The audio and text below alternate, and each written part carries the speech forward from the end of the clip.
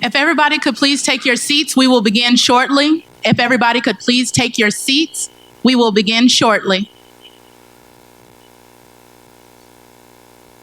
Break time over.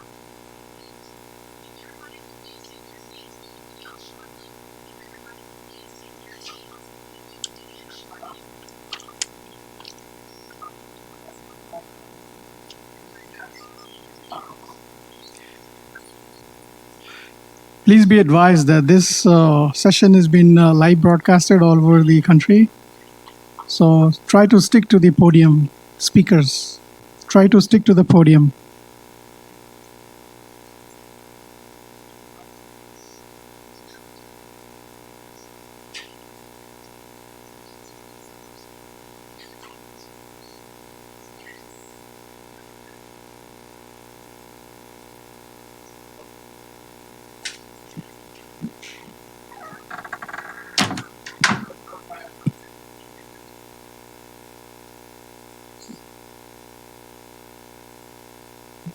Welcome back. Welcome back. As we continue, before we continue and move into our next section, which is local and regional interventions and challenges, we would just like to acknowledge our local boots on the ground, which are county extension agents. If you could please stand up. We have Jeremy Peaches, who is the Harris County 4-H Youth Development Agent, and Russell, who is the 4-H Youth Development Extension Agent in Waller County. Oh, and Stedman Douglas, who is our Ag and Natural Resources Extension Agent here in Waller County. They are our boots on the ground. Stedman, our Ag and Natural Resources Extension agents, they do a lot of work working with our producers to make sure that the food that we produce is safe and it is used with best management practices. And our 4-H and youth development also make sure that our students and our youth come up understanding why food is important and why the things that they do are important in life. Because it will better us all. We also have community and economic development agents who go out and talk about business ownership and business rights so that we can develop the entrepreneurial spirit of those within our counties. And then we also have a family and community health, which helps with healthy eating and healthy living to make sure that we can prevent some of those curable diseases and preventable health disparities through healthy cooking and safe cooking and food practices. Moving on, we will start with our local and regional interventions and challenges with the Honorable David Allen, who is the mayor here at Prairie View. Please give him a hand.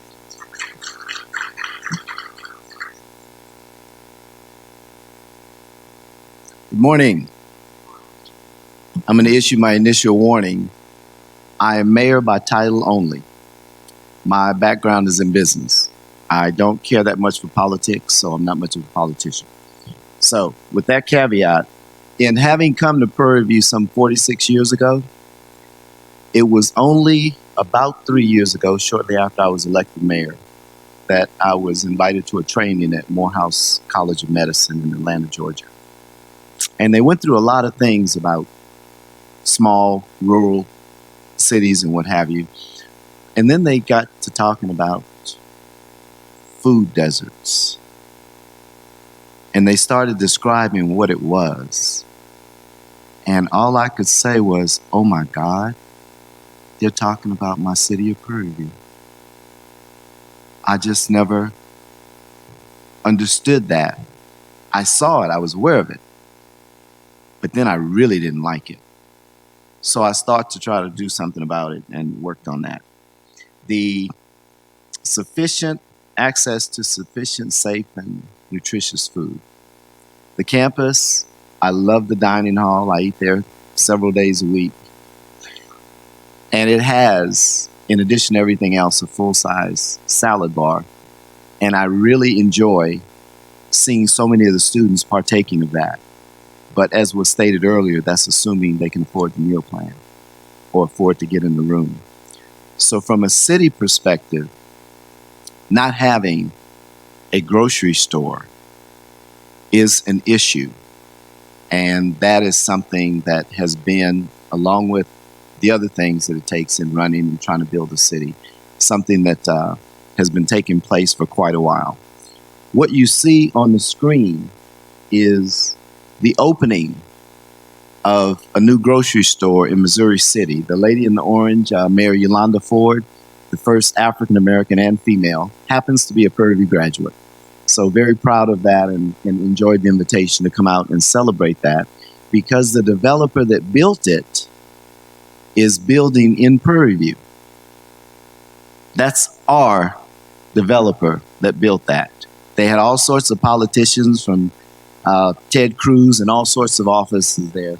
The lady on the far left is a Prairie View graduate, our College of Architecture. When I found that out, her father was in trouble and he probably didn't even understand it, because I love recruiting for Prairie View. I did it as a student. I've been doing it ever since.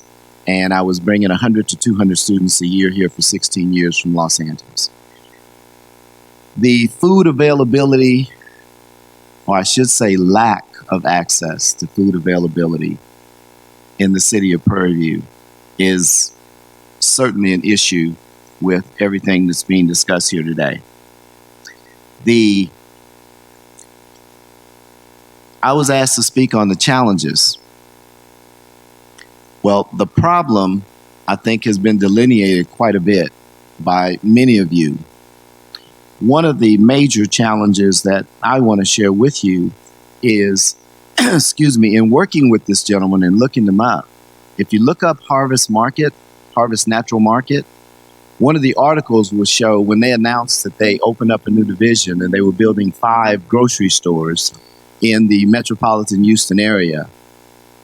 In working with that lady's, I should say, that lady's father, the next one was scheduled to be built in the city of Prairie View. Now, this is a unique situation because they refer to it as a grocerant. About a third or so is a full-service restaurant with about 8 or 9 different areas and a full seating situation for you to eat right in the grocery store. First one in Texas, built by the father of a Prairie View alumni. That is something that we need to be aware of. This is what it looks outside. The gentleman on the right is the father, and the gentleman on the left is his business partner, at least in this particular venture. But that's what we're looking at. And it was slated to be right on University Drive.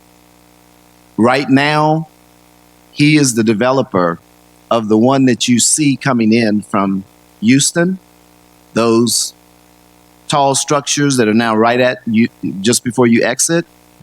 That's the gentleman that is building that project and was looking to have that grocery store right on 290. We're working on the service roads with U.S. Congressman Michael McCall. This is just a little bit about, again, you got the meat and just some of the pictures. This is where they were making a donation to the local school district in, I think it's Fort Bend County that Missouri City is in right there. That's, again, him, his daughter, and a couple of people from the school board. This is another section. This is a part of the eating area. They put those tables together so that a lot of us could grab a bite to eat that up. But notice the sections to the left. They're different individual food types owned by different individual business owners. So the small business part, Dr. Caduce, is incorporated in here. And they also do some things throughout the store where entrepreneurs can have a section and put their goods and services, and they only sell. This is a young lady, 15 years old. Her salad dressing is on their shelves. She was there with her grandmother. Just incredible. She was in the news in Houston maybe a month or 6 weeks ago now. But again, these are just some of the other individuals that were involved that worked there and that sort of thing. This is her talking to one of the other politicians that were there along with the lady from the school district. But notice the background This is a full-scale grocery store, and they're looking to try to build one right here in Prairie View. That's me, her, and Mayor Ford are Prairie View alumni, and that's her with him, and again, one of the politicians. But they're excited, as they should be, and that situation was scheduled to start breaking ground in Prairie View within the next 30 to 60 days after they finish that one. That's another view of the store. I just want you to know we've been working. This was supposed to be a surprise, but I find God plays some tricks on me sometimes, and the timing of working with the dean and Dr. Myers in coming over here, because it was at that groundbreaking that they announced the next store is now going to be built in Montgomery. And there's a major subdivision similar like the Woodlands where they have a store who wants them to come up to Dallas and build one there. We have them here. We talk about challenges. I told you I'm not much of a politician. My challenge, your challenge, is some of our politicians. We have become not business friendly as a city because of politics, and it needs to go. The buildings that we're seeing going up, the other projects, the convenience store, Fuel Max, next to the Checkers restaurant, right across the street, many of you saw the development had not slowed down, it has stopped because of politics. And frankly, that part of it, I don't need. It's costing us. It almost cost Fuel Max their financing because politicians are playing games. So you need to know, because you're addressing these issues, you're talking about them. This is addressing them. And anything that interferes with those things affects all of us, or there's no point in us having a conversation. These things have got to go away. We have to come together to work on what's good for the community, for our students, for all of you who live, work, and study here. That's what's going on in your city hall. These folks, I chose this picture. Look at the smiles on those faces. I know why Mayor Ford is smiling. That's a huge facility. You know the kind of property tax, the sales tax. I mean, the lines are, they hired over 100 people locally. And this is in Sienna Plantation, folks. Some of you know that's also known as the high rent district. You can't just build there, and you can't just build anything. They're excited for good reason. And they have what we deserve. And we had it on the drawing board. It got taken off. I didn't know it was off until it was announced. And you know what? The sad part was I couldn't even say anything because I understood the problems that they run into in developing in Prairie View behind politics drove them to go to Montgomery County next. And Montgomery was going after us because of his daughter. And he calls himself a resident of Prairie View because he's investing millions and millions of dollars here. But I want that grocery store. It just reached a point where I need your help to get it now. The politicians are at large, so we work for all of you. You live, work, and study in Prairie View. You've got a say in what's being done. But this kind of thing can't continue. We can't afford for it to. We can't afford to have the same conversation, the same meeting, all of you bringing in wonderful speakers on this subject and great products. They would love your products in their store. That's how they do business. You got a good product and service, they will put it on the shelf just like they did that young ladies. Thank you so much. Again, I'm hoping we're here to speak the truth because my background's in business and I'm not very politically correct. Thank you and God bless.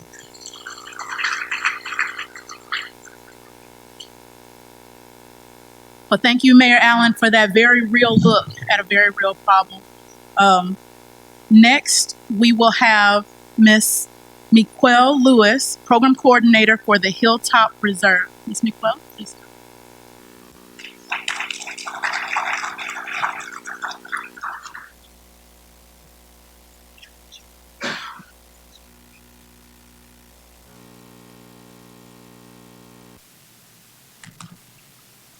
You're welcome. Good morning. Can everyone hear me? All right. Good morning. My name is Miquel Lewis. I am the coordinator for the Hilltop Reserve. I'm located in the Owens Franklin Health Center. And this morning, I'm going to be speaking briefly about food insecurity and how the Hilltop Reserve Market is helping to cut down the food insecurity here on PVAMU campus. What is food insecurity?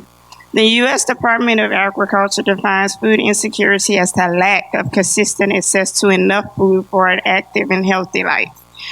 Hunger refers to the personal and physical sensation of discomfort, while food insecurity refers to the lack of availability of financial resources to provide food at their household.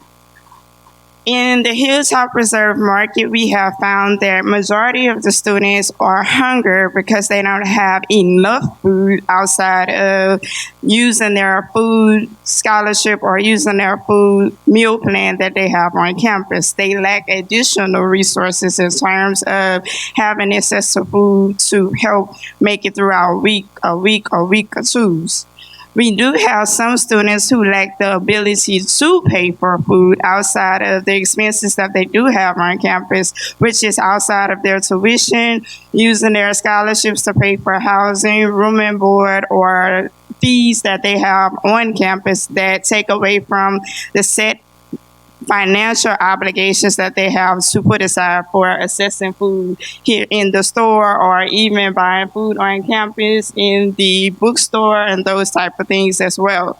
Some students have come to us that have no financial assistance from family members or even money left over from their account or even student loans to pay for food outside of what they receive on a daily basis, which means some students also do not have meal plans in the cafeteria. Majority of the students that live off campus have chose not for a meal plan because they could not afford it. So the Hilltop Reserve is where it steps in to assist with the hunger and to assist with the food insecurity by allowing them to get a portion of goods from each area to service what they need the most to help them get through the weeks and help them to get by. We are partnered with the Houston Food Bank, and according to their statistics in Texas, food insecurity is 15.4%. In just Harris County alone is 16.6%. Waller County as well has a percentage of that for our food insecurity. If that's not including majority all of the students that we have here on PV campus, but that is just Waller County by itself as a whole. What is the purpose of the Hilltop Reserve? So the Hilltop Market, also known as the Food Pantry, provides students with free food through food scholarships, which is in partnership with the Houston Food Bank Food for Change program. So each student that is currently enrolled in PVAMU is considered a food scholarship recipient. Every student that is current, not just on the main campus, but I do also service the Northwest campus, and we also service the nursing students as well. The Houston Food Bank for Change program is designed to help combat food insecurity among college students to prevent the hard choice between meal and education. We have some students on a daily basis that budget choosing between paying the fee on their account and paying for food. And I deal with it every day on a daily basis coming into the pantry. That's the first thing that they would have to say. I have to make a choice between the two. I will say that since we have grand opening was August 23rd, 2019, we have had almost close to 300. Right now, we are at 285 students have registered for the Hilltop Reserve Market and have had access to receiving items out of the pantry within the time frame from August and up until right now. Are college students really food insecure? In the late 2017 and early 2018, amongst 30,000 college students, approximately a half, a two-thirds, and four-year students are food insecure. At least one-third of the two-year students experience housing insecurity, while up to 14% are battling homelessness. On top of hunger and lack of housing goes in hand with food insecurity. The Still Hungry and Homelessness in College study found that 30% of the university students experience food insecurity in the past 30 days, including situations where students cut the size of the portions or skip meals due to the lack of funds. So, who's at risk of hunger in college? Minority background. Suffer from food insecurity as children. Most students were currently enrolled in undergraduate program and suspended their education, at least briefly, due to financial constraints. No financial income or limited means of financial support. One of the biggest challenges that I find with the students coming in to receive services in the Hilltop Reserve, which is the ERC, the Emergency Resource Center, is that there is no secondary assistance for them. There is no secondary financial obligations coming in for them in assisting them on this campus. Some of our students, maybe 12% that have came into the pantry, work a part-time job and a full-time job and still cannot compensate for a whole maybe month worth load of groceries in their house, in their apartment, on campus, or living off campus. We also have some students that are living with other students off campus and still don't have access because their roommates is helping them get by with the food that they have for themselves. So it is a need for the Hilltop Market, and we are trying to eliminate that by taking different precautions and measures as much as we can to serve it. How does the Hilltop Reserve help eliminate food insecurity?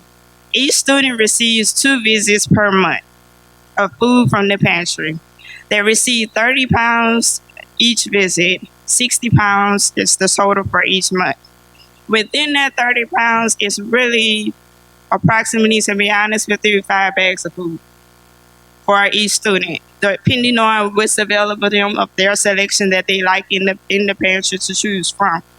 Students can select between fruits, vegetables, meat, and non-perishable food items in the Hilltop Reserve Market. We are also partnered with the PBNU Agriculture for Farmers Market, and students also have access to other Houston Food Bank pantries and farmer markets in surrounding areas and community, including the one in Waller, that they can go. They use their food scholarship ID that they are given here for registration, and they may take it to any other food pantry to retrieve items. They can get up to 120 20 pounds of items. So that's 2 visits as well for them to utilize the food pantries in the Houston area as well. In order to receive services from the Hilltop Reserve Market, I just provided a brief. Students can walk into the market. It's located on Owens Franklin Health Center basement level, room 025, anytime Monday through Friday between 10 and 4:30. This is just a registration that I included for just the first time. All first time complete the registration intake. This is the link and our QR code for them. All they asking is that the students just bring their ID with them and complete their registration. We enter them into the Houston Food Bank system. They are able to retrieve their goods upon registration day. They are allowed to come back every 2 to 3 weeks before they can come back for the second trip, so that we are able to service every student on the campus has access to the pantry by with the visits. It's 2 visits per month. There is no limit to what they can take. They have a breakdown for each for fruits, vegetables, proteins, and so they are provided with that information firsthand if they need be. We also give them additional information if the community is having a food bank drive coming in, then we provide the students with that access because we are only Monday through Friday. So if they need additional access on the weekends, we provide them with the locations that have the food pantry open that particular week to service their needs as well. Outside of the food bank providing food, we do receive donations from the community to assist the students as well. So they are not just selecting from the food bank food, there are also community donations that are being made that they have a selection that they can make from as well. We do try to get community donations as much as possible, given that the food bank variety to choose from is not always the same each week. And some students just need the basics of non-perishable food items, which is their biggest request. Students can register at any time if they need be for any of the services that are provided in the Hilltop Reserve Market. Also, if there's any further questions or concerns in regards to registration for students or how to access the pantries on campus and off campus, I do make the delivery to the Northwest campus for Northwest students and the nursing students as well. Each student just emails me what they need as well. I do visit on the campus on Wednesdays from 4 to 6:30, which will be today at the Northwest Center. And then I will be in the future heading to the nursing campus on Thursdays to assist students as need be to help accommodate their needs in this position. Thank you.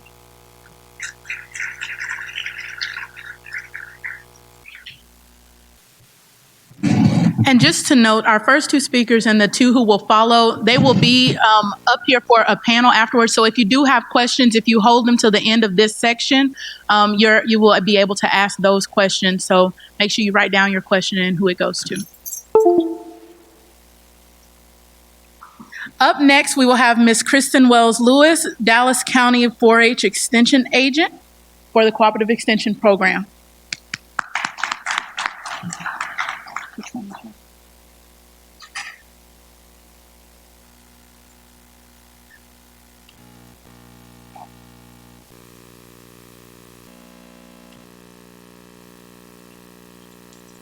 Good morning, afternoon, morning. We're gonna disregard my one arm, but we're gonna make it work today. I am Kristen Wells Lewis. I'm the Dallas County 4-H and Youth Development Agent, and I am a two-time Prairie View graduate. So I'm really excited to be before you today, and especially on the topic of food insecurity and as it relates to college students. It's nice to see that we finally started to integrate it into our college students and understanding the disparities that affect college students as well. So for me, I was a student who moved off campus because the meal plan was capping out my financial resources to be able to afford school. And if you guys have grandparents like mine, they may not have money, but they have food. So that was my solution. But I know that there are other students who are not able to do that. So that is great to hear what the Hilltop Reserve is doing, and I get to share what's happening in Dallas County. So I think we've all got a good grasp of what food insecurity is and what it looks like, but we mainly want to focus on the words that identify readily available and also nutritionally adequate. So it's not just having access to food, but food that provides us with a nutritious diet and food that is also accessible to different communities. About 37.2 million people live in food insecure households, according to the USDA in a 2018 study, and 6 million of those families include children. And so as a 4-H youth development agent, most of my work is surrounded around our kids and our most vulnerable populations, and basically taking behavioral behavioral health approaches and teaching them to our kids in the classroom in hopes that we can integrate them into our households as well. And so we want to look at some local progress that is happening in Dallas County. I did have the opportunity last spring to invite Dean D'Souza as well as the Forum Task Force to our Community Outreach Day to identify some of the work that was happening locally with different organizations in Dallas County. Dallas County is a very large county, so oftentimes some of our most vulnerable populations are left out. And so these different organizations, particularly Bonton Farms, Paul Quinn College, UT Southwestern, and UNT Dallas, are doing work that specifically addresses those populations. And just to kind of highlight some of the work that they are doing, Bonton Farms is located in the southern sector of Dallas. It's a community called Bonton.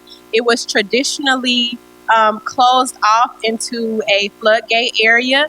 Before the levee was built there, that community would flood. Every time that it would rain in Dallas, the community would flood. And the land that this farm is built on used to be project land. And initially, when the land was given to the founder, it was told that you will not be able to grow here. You will not be able to do anything here, essentially, while we're giving it to you for free. But luckily, Mr. Babcock was a change agent and was able to utilize his resources and also utilize some different agriculture practices and be able to turn that land into a prized possession, which is now known as Bonton Farms. Since then, they have extended to another piece of donated land outside of the southern sector of Dallas County. And then they also have a local food market, also in working with the city of Dallas to be able to establish some local resources to help them build that. And so this model is surrounded around not only just food security, but also addressing some of the concerns that make communities insecure to begin with. So not just food, but also adequate resources in terms of jobs, in terms of having a accessible and work-ready workforce in the community. And so they have addressed different concerns from food deserts to jobs as well as housing. And then we will also see at UT Southwestern, we had Dr. Albin that came out, and she also basically gave us a lot of knowledge about the lack of nutritional studies in some of our med school programs, especially in the state of Texas, that med school students are not required to take nutrition courses. And so as we integrate our trained doctors into the communities, what resources are they lacking also to help our families, help our youth to identify why they're experiencing some of the different health disparities that they are experiencing. Most of them are related to being food insecure.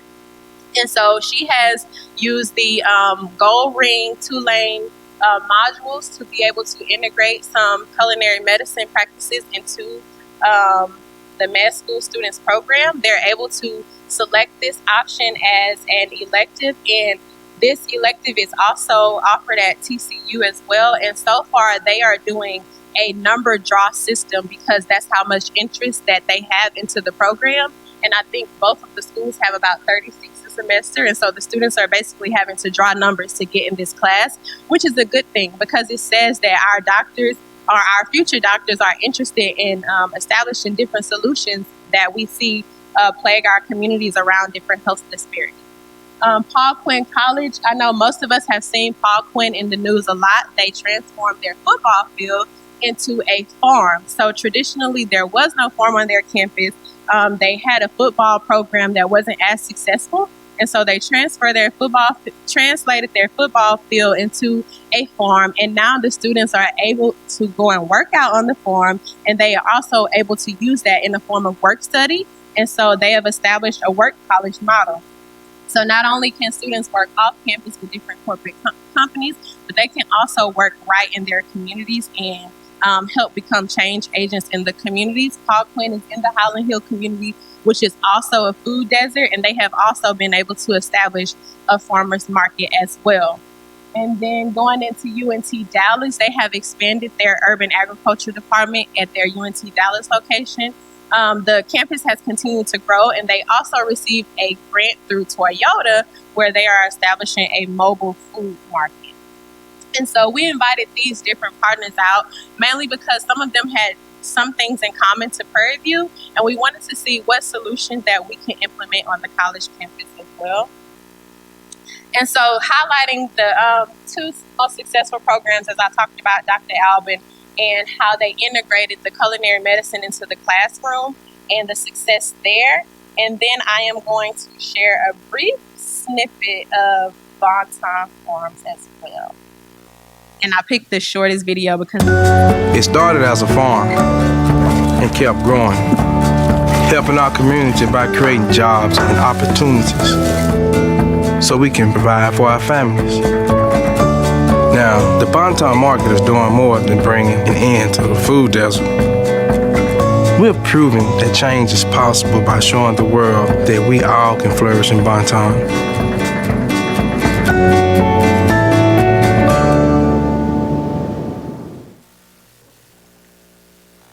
And so what Bonton has described their work as is an agricultural intervention is what they call it, using agriculture to restore hope into their communities.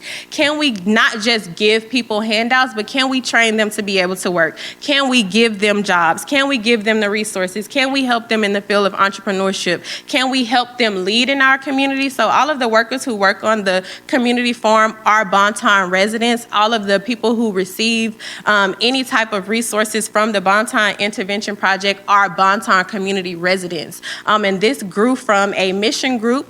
And so they're basically trying to see if we use this practice and ignite a community, what can this community do beyond Bonton in the city of Dallas? And so for me, as we continue to talk about what food insecurity looks like, every 5 years we host our TCFF forum where different community partners can come out and tell us what they hope to see from Extension, what the problems are in the county, and how Extension can solve them. And food security was a big concern. Everybody wanted to know, how are we going to address the food security issues in Dallas County? And so as a new agent, while I was excited, it was a bit overwhelming. So we tried to take some practical steps and not to reinvent the wheel, but to integrate the work that's already happening in the county and what that looks like from a 4-H standpoint. And so, of course, we developed a food security coalition, and this coalition will sit under our program area committee. They'll be able to advise us on different things that are happening across the county and different resources that are available across the county and how we can integrate that into our 4-H programs. Also expanding 4-H Club South. When I returned to Dallas as a 4-H agent, most of our 4-H clubs exist in the northern sector. Most of them are community clubs and are self-sustainable. And so our food deserts exist in the southern sector of the county. And so one of our main goals is to continue to expand 4-H to the southern sector of Dallas County in communities like Lancaster, Duncanville, Cedar Hill, and Oak Cliff as well.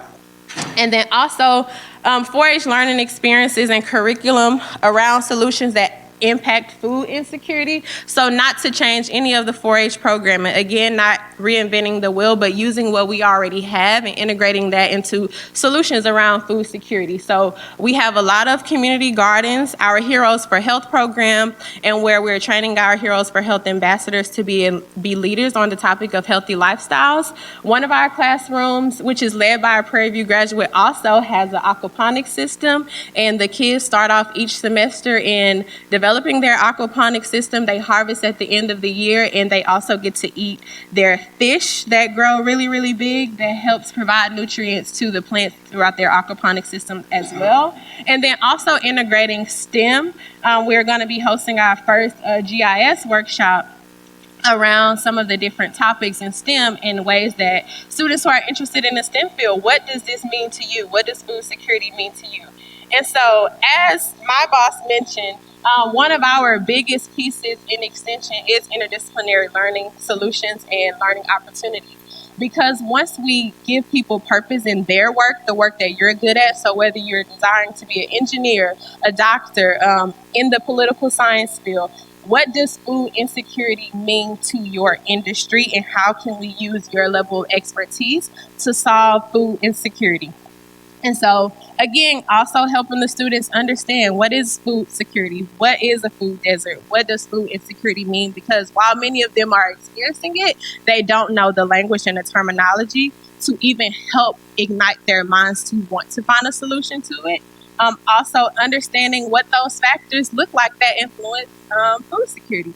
For many of them, a lack of food means historical disadvantages in some of the communities, as we see in Flint, Michigan.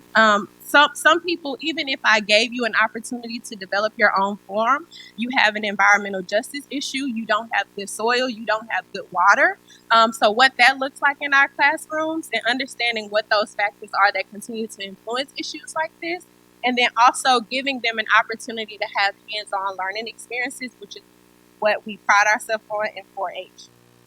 And so No Kid Hungry did a study around what it looks like, what food insecurity looks like in the classroom and how it impacts kids' learning abilities. And so this was shared at our TCFF forum, is that we can't teach hungry kids. We had a lot of parents and we had a lot of teachers and educators that continue to address this concern, is that as our kids continue to come to school hungry, we're unable to teach them.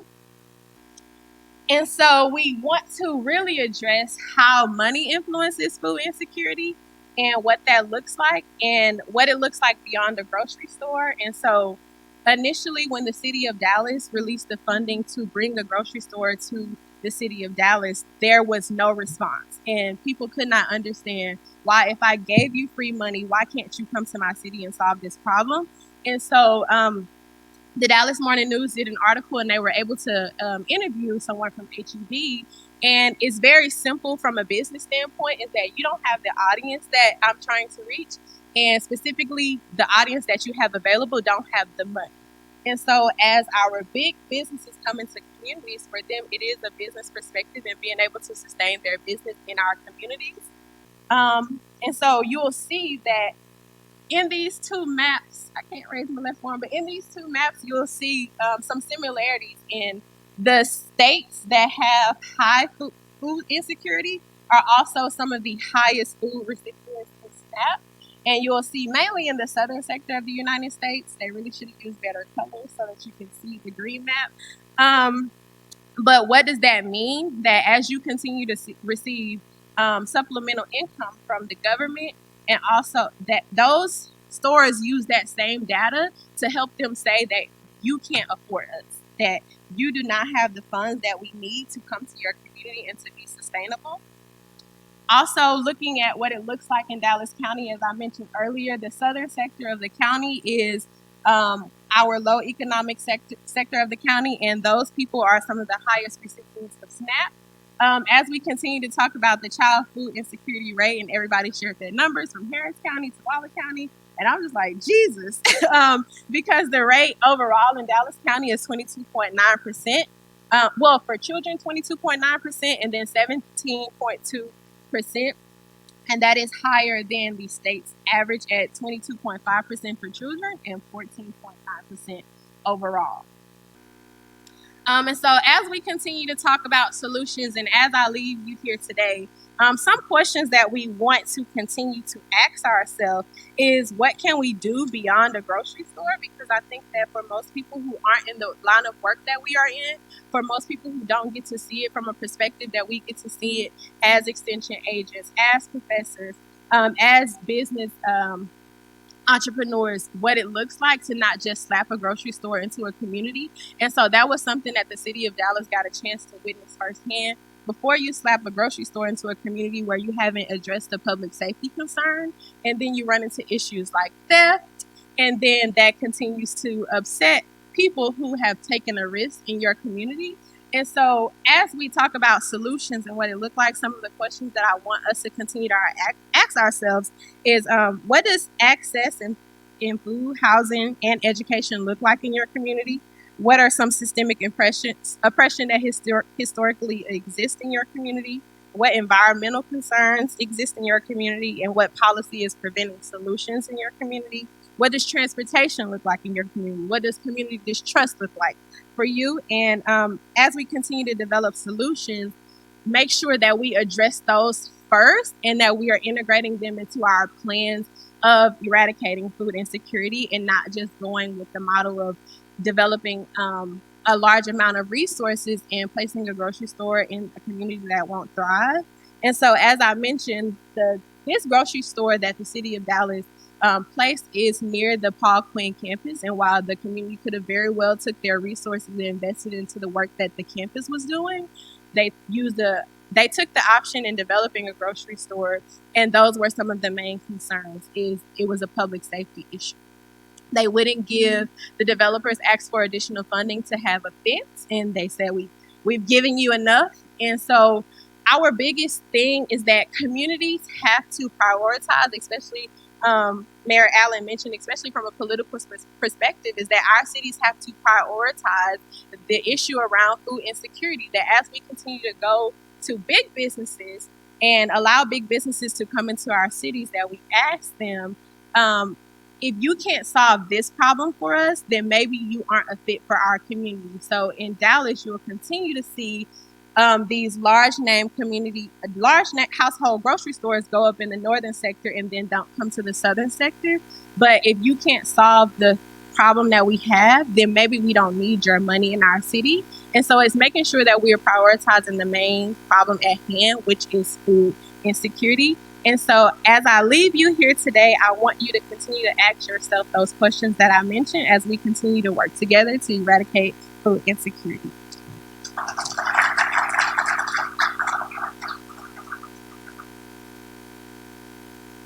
Yes. Of course. Okay, so I found all of this so inspiring, and it leads me to think about a year from now. You know, we can sit here, have these great discussions and all that, but I want to see impacts. I want to see some results. So how about this? A year from now, let's see if we can come up with a solution, right? And Kristen was talking about solutions. So there's a Phase 9 dorm coming up on our farm. And adjacent to that Phase 9 dorm is this 800-acre farm. How about if I were to say, well, we're going to allocate maybe an acre, half an acre, to students who are going to live in Phase 9 so that they can grow their own food. Because the idea of giving food to college students is great. But how about we also educate them about how to grow their own food? So that is my visions, let's say, as a result of today's meeting and hearing the different folks, the Hilltop and some of the things in Dallas, and the need to find solutions, is maybe a year from now, once Phase 9 is ready, there'll be a plot of land, maybe half a greenhouse and half open field, and the greenhouse could have the technology that we are looking at today, so that students have a space to call their own, where they're growing their own vegetables and learning how to take care of themselves, as it were. So that is the offer that I could make. That is a challenge to my team and everyone else, the students and so on. I am making this possible. I don't want to sit around endless committees. As the dean, if I can't allocate a piece of land on the farm, then I really have no business being here. So I'm here to make positive change and solutions. And so hereby, as a result of the activities today, this is one impact, one outcome I would like to see us achieve a year from now. So we would have made a positive difference in the lives of our students. So if that is acceptable to you folks, I will support this initiative and the farm director and so on. I've not talked to anybody about this, but this is the idea that arose as a result of our discussions today. So let's make it happen a year from now. You guys with me? Yep. All right. No problem. Well, that was a perfect segue into our next group of speakers. We have Dr. Laura Carson, Ms. Deborah Bradford, and Mr. Refresh Brew, who are the coordinators of the College of Ag and Human Science Community Garden and Student Garden.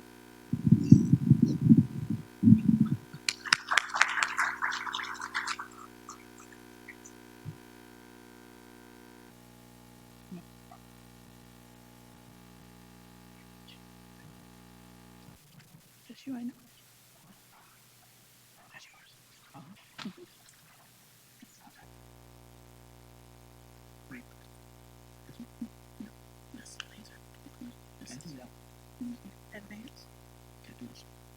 Okay, I'm old school, sorry.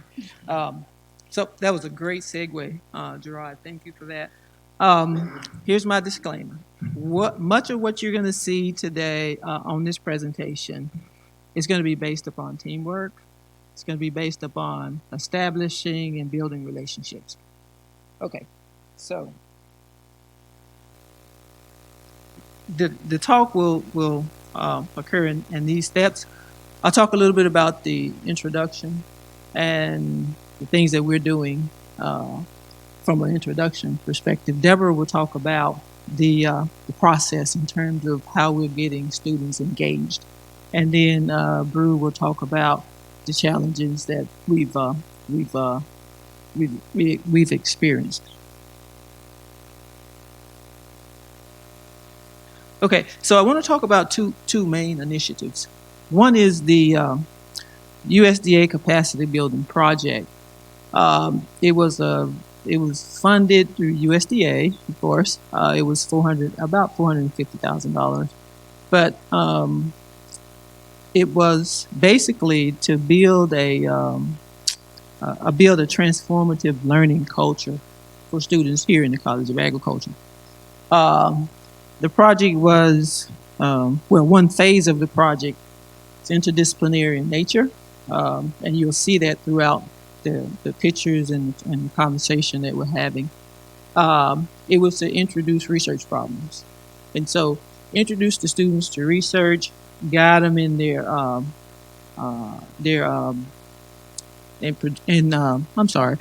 guide them in their hands-on activities, and from their hands-on activities, they develop these ideas about agriculture and getting at the meat of something significant, something that they can put their hands on, some real life experience. They're connected to it. They've gone through some of these experiences, and so that was the idea behind that project. It would have a significance in their lives, and they would make an impact on others' lives.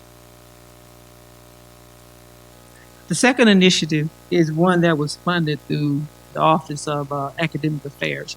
It was, in fact, a collaboration with the College of Agriculture and Human Sciences and the College of Business. So ideally, it is faculty-led. The faculty members would attend conferences, travel to different places to get ideas related to a particular topic. And in this case, it had to do with community gardens.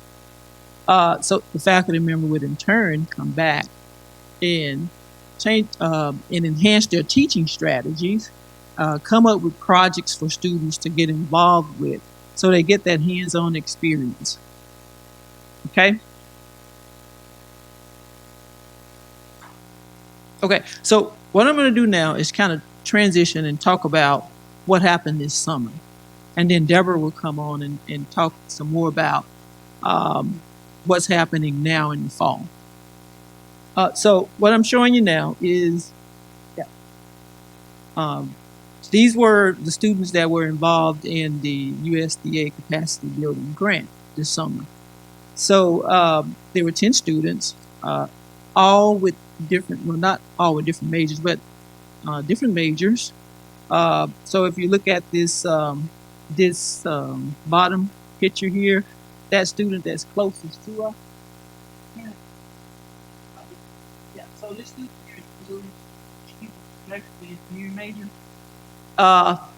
The young lady that's bending over there in the first picture, she's agriculture major. She's receiving some hands-on experience, and she's experiencing the co-teaching, because the student that's actually helping her with putting sticks there to help the cucumber grow is an engineering major. He was a master's student working with Dr. Gow. And back here is Deborah and Janine. They both work alongside with me. That second picture over here, this is one of the things that the students did in the summertime. Every morning, this was our daily routine. We would go out to the garden. And so you'll see Tony over here in the right. Tony's major was actually chemical engineering. Since then, he's changed to chemistry. Don't know why, but anyway, just kidding. But so, and so you'll see Tay. She's holding that hole there. Probably just kidding with somebody, I hope. But anyway, she's a chemistry major. And then there is another guy in the black there. Reggie is an electrical engineer. And then down that row is 3 other ag majors there. So one thing that I wanted the students to kind of learned is that when you look at socioeconomic problems like food insecurity, it really is. That's why I didn't use it. So, one of the issues with solving socioeconomic problems like food security is really going to take a diverse population of I would say disciplines to be able to solve those problems. And so, kind of wanted to show in this project that we need the engineers, we need the chemists, we need the nutrition, and all of those things. Okay, so that when our students leave here to go to their next phase, they understand why in companies or in grad school they are having conversations with people outside of their majors. Okay, and by the way, the students would be glad to see the vertical garden set up there based on their experience this summer. They'd love to see that set up quickly. Okay, and so not only did the students work in the garden, but each of those 10 students had individual projects, right? And so we embarked upon an experience where at the end of their 10 weeks, they did an undergraduate research, the typical run-of-the-mill, set up a poster, talk to people coming by. But then they were inspired by a conference we attended. It was the Houston Urban Food Conference. And they had different speakers talking about different parts of gardening. Right. And so we had a conversation, and they said, why don't we do one of those? And I thought, really? But it is amazing what these young people can do.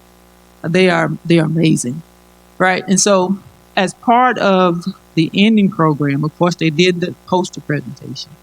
They did this mini workshop, and they themselves actually served behind the tables and behind the scene to do much of the work. And so what you'll see is, let's see. I got it. Okay, so in this picture right here, this one down here, these are some of the students working as part of the project, but they were actually collaborating with interns who were working with our community and family and community health interns, along with Joyce Osborne. They were doing a taste testing, so actually taking some of the things from the garden and displaying it and creating recipes to come up to add value to some of the produce. This piece right here is Tony and Wesley. They were actually talking about Garden 101. And guess who these people are that they're talking to? Those are our Summer Bridge students. So they were acclimating them to what we do here in the College of Agriculture. This picture here is a tour of the garden area. This is just one of the areas we have out on the farm. This picture here is a picture of some of our nutrition majors, again talking to our Summer Bridge students about the nutritional value of these produce, healthy, leafy green kinds of things. These are the things that these students would experience if they're nutrition majors.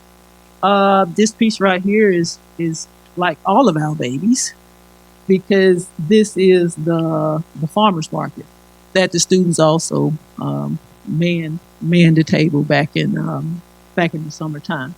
And so our students got a wide range of experience, and it could not have been done without the collaboration with our cooperative extension program, along with some of the scientists who helped the students with projects, and then of course that academic piece.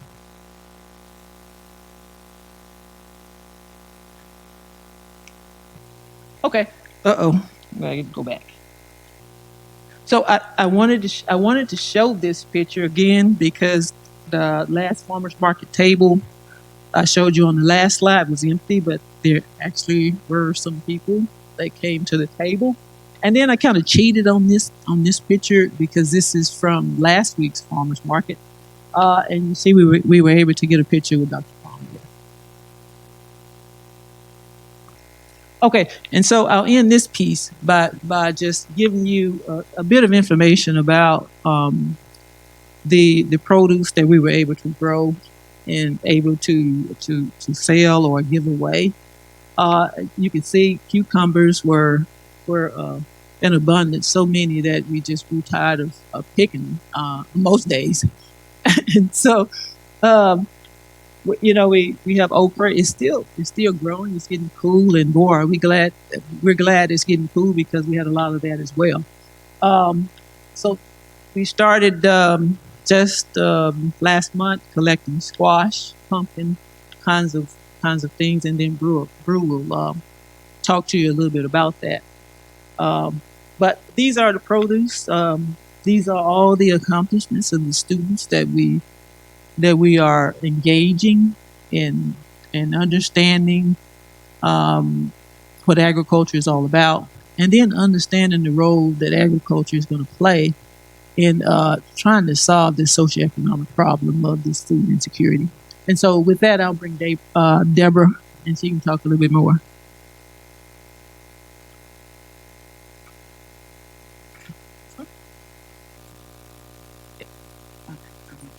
Good morning. I'm just going to talk a little bit about our volunteers. We started off with a flyer. We just we got the word out onto the campus. Pretty much anyone. It was open to faculty, staff, and also students. We have right now an active, I would say active because the list is continuously growing weekly of students. They come from different backgrounds, different majors, different classifications. Show you. So here we have a few of our students. We have Dora in the your far left, and Bryson. They came out and picked pumpkin for our farmers market. Dora's our president, and Bryson's our vice president of our student-led community garden. I think they changed the name. To your right, those are our student volunteers. They came out that morning. It was early, and it was raining, and they continued to pick and harvest some of the squash out in the field.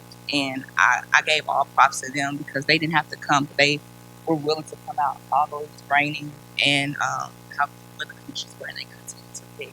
They picked a whole row of squash. A little background information of our demographic of our volunteers. So our volunteers, we have more females than males, but our males, they do. I can say for myself, I see more males than females that come out. They kind of do the heavy lifting, the heavy duty work. The classification of our volunteers, there are more freshmen. Some walk across from the UC and walk all the way to the field or the greenhouse. And I always offer. I always offer to say, I say, can I give you a ride? So you won't have to walk, but the students, they don't mind walking. It's a good exercise. Our sophomores, we do have a few sophomores. That's our second largest. They come out and help volunteer.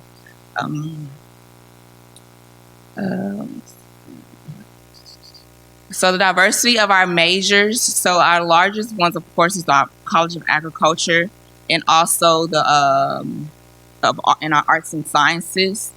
They don't know that they all come from. I guess when they're out there, they're not looking at their majors. They all have a common, a common goal, a common interest that they're out there. They love to garden. Love harvesting, just putting in the work into the community garden. There's no differences. And plus, when you're out there with students, I would say myself, it's very peaceful. It's a peace of mind when you're out there with the students, just listening to the outside. So during the summer, we did a survey, and we asked only 2 questions. So the first question was, are you interested in buying from a farmer's market here at Prairie View A&M? 100% said yes. Our second question asks, what produce would you be interested in purchasing at Prairie View Farmer's Market? And so these were, out of the 50 surveys we received, this is the percentage from the 50. And majority, all of them pretty much said all of the above. And out of all of them, strawberries here, they had the most percentage. So they're already now, they've been planted. They'll be ready in early spring. And another one would, next was the watermelon. Yes, and we produce very well during the summer with the watermelon as well. I can say this is a learning experience for me as well. I'm a city girl. All of this is kind of new to me. I'm learning along with Dr. Carson, Mr. Rafresh Brew. I love it to death. I enjoy coming out to the farm, to the garden, even learning with the students as well, because they're learning and I'm learning as well. Just from the data that we do receive from how much we harvest throughout the semester, and really taking time out to get to know the students with the volunteers and learning from their different backgrounds and how that we all have the same common interest of just coming out and doing the student-led community garden. Thank you.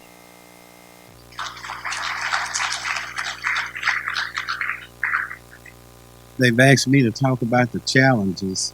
I normally like to get up and talk about a particular crop, producing a crop, and paint a flowery picture, get you motivated to growing. But today they've asked me to talk about the challenges. And then perhaps maybe some things we could do in regards to those challenges. Did I cut it off?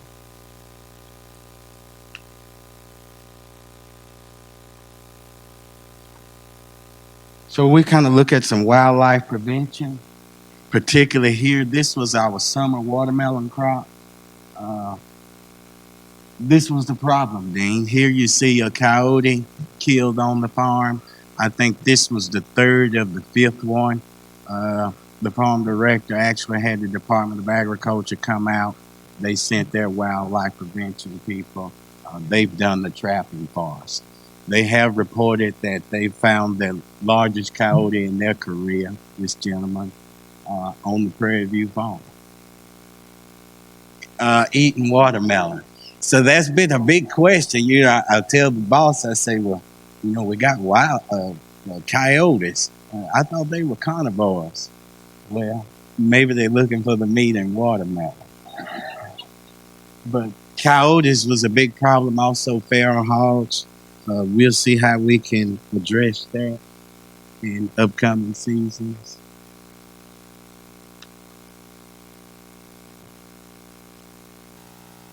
They mentioned the pumpkin crop. We did have some wildlife to get in here, particularly here.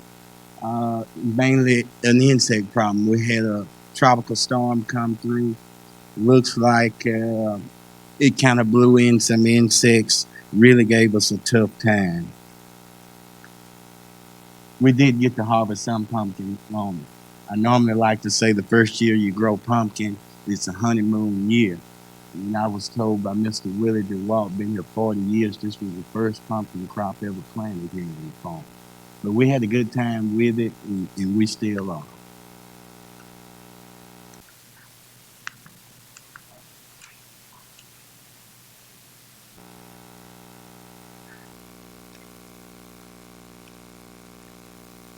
Over right. I got it. And this my pawn. Okay. Just here on the left, you see we had some cabbage loops. This was a big problem. I think when you start to look at a threshold on insects, it may be 3 insects per square foot. You see we really got it right there. This was a problem. You could do some spraying to control insects. I think a big buzzword in fruits and vegetables now, most all food is organic. Organic. They talked about the farmers market. You get a lot of students that do come out to purchase things here at the farmers market. And then by the same token, the students growing it, they want to be organic. They want to be organic. And you got to try to accommodate them in those regards. We had some really beautiful squash, a zucchini squash early on.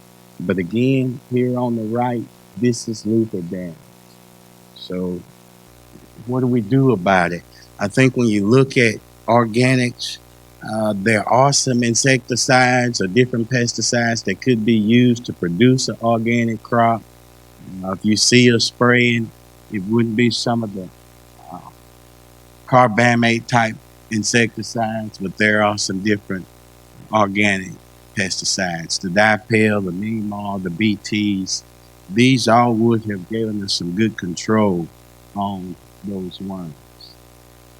We could also use beneficial insects, lacewings, mealybugs, the aphids, praying mantis, ladybug. So all insects aren't bad insects. We perhaps could try some of these as well. Even on the disease problems, we did have some powdery mildew on our squash, on our pumpkin. But there's a long list of organic type pesticides that we could use to remedy it. Bonide remedy, the coppers. These are all some things that we could use. And then even if you look at surround WP, colon clay, that's nothing more than the makeup on the lady's face here. Can give you some disease control. It's the same thing. So, but again, there's some challenges in it. We're enjoying those challenges. We plan to address them. I think the biggest thing we want to do is build us an organic program. Not only with applying pesticides, but soil testing, planting in the windows, and those planting dates recommended for those crops. And hopefully the students, when they're all done here, could have a really good background in organic production of fruits and vegetables. But we did have some success. We sold a lot of vegetables and they had a good time. I know I did. Thank you.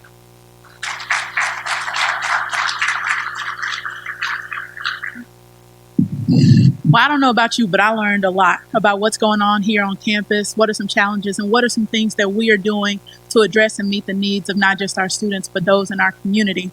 And I'm excited to see and to also work with those here on campus and in the community to make sure that the students and those in the community are secure, because we all know that Prairie View produces productive people, but they produce better when they are full. Amen. All right. So with that, we have, we're going to bring back up our last few speakers from the Mayor David Allen, right down to Mr. Brew. And if you had any questions about anything that they spoke about, Mayor David talked about the politics involved with bringing stores here. Ms. Miquel Lewis talked about our Hilltop Reserve food security pantry that we have here on campus. Ms. Kristen Wells was a county extension agent for 4-H and talked about challenges and solutions within Dallas County.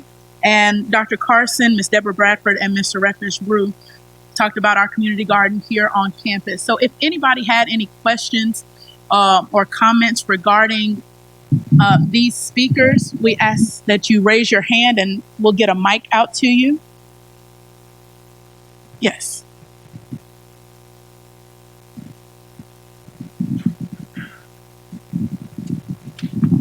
Thank you.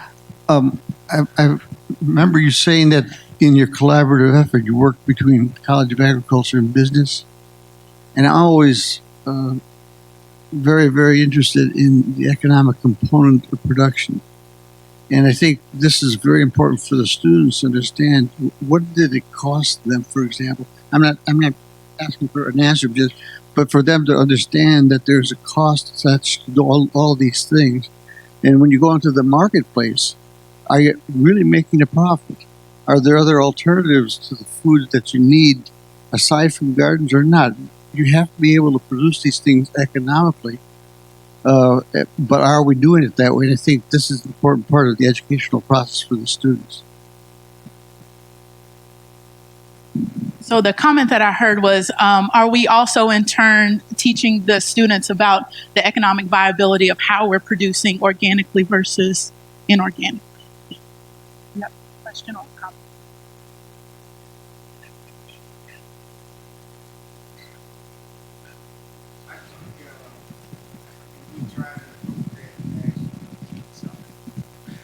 Actually, is it on? Can you hear me? I think as we try to approach that question some, Dr. Moody, if you look at, we did harvest some pumpkin. We did not spray based on some costs. So we tried to salvage a portion of the crop that we could without the investment in the spraying. So in that pumpkin crop, I think we were profitable. They're questionable at the time when the weather allowed us to get back in there if we sprayed, if that would have been profitable. And that was mentioned to the students. Thank you for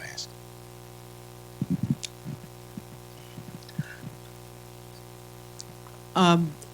I can really appreciate your question.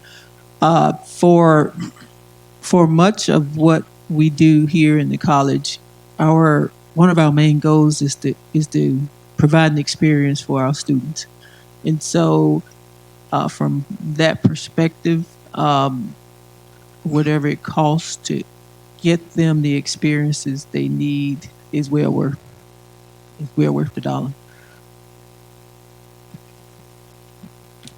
Yes, I have a question. My question is, are there any plans going forward to prepare for the inevitable impact that climate disruption is going to have on food insecurity in the future?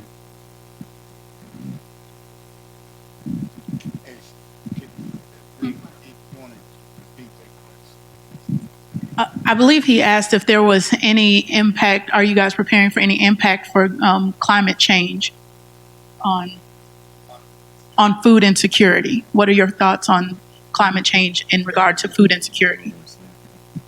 Okay. We do have one particular research project that will be going in on the farm this fall relative to some of the commodity type crops. And I say commodity crops, some of the row crop, corn, soybean, grain, sorghum, that would be near our flux tower here on the farm. So we do plan to take a look at some of those issues. And then there are some other research projects that have been completed in regards to that from our natural resource group from our research program. In the next section, we'll... Correct. Were there any other questions? Yes. To address actually the first question, I have a question, I guess, for the dean and for our audience.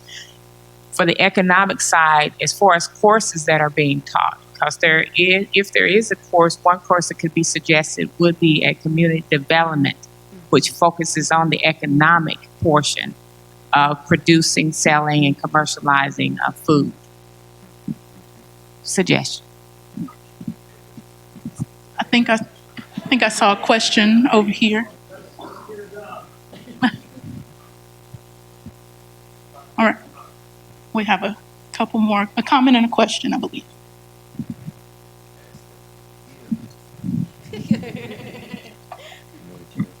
Mine is more of a comment on the economics at this point.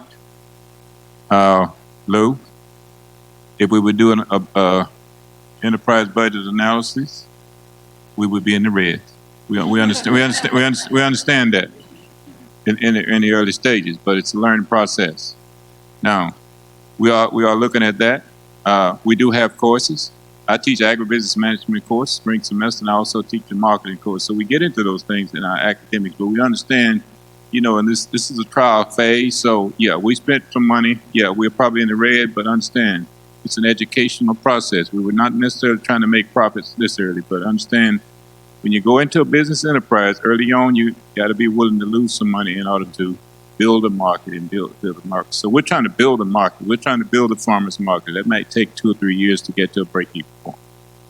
One of the pieces from an economic standpoint that I found interesting with the folks with Harvest Market is, as I see the Department of College of Agriculture growing crops, they are looking to buy crops from local producers. So the MOU that the city has with the dean and the College of Agriculture, as well as the university, or even some of the crops that people may be requesting, that then the College of Agriculture on 800 acres turns around and develops, you've got an outlet for it. So students can go from seed to retail and really learn the full economics, the business side of agriculture, as well as the health components.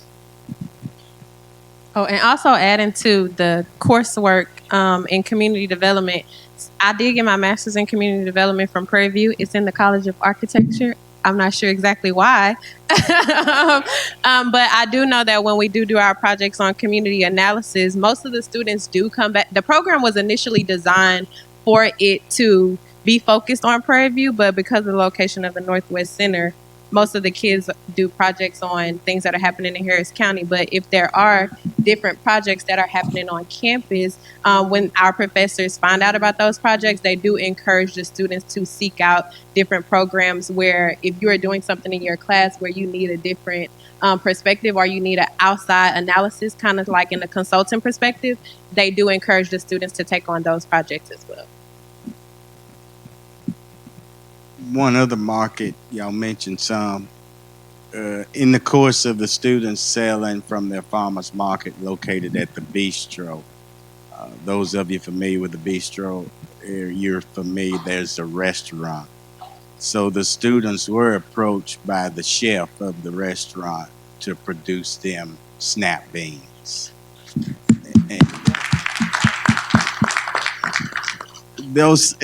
Earlier, I believe they had some students stand up, and I see some must have had a class earlier that are here now. Could they stand? Faye, those students from the student-led community garden, please.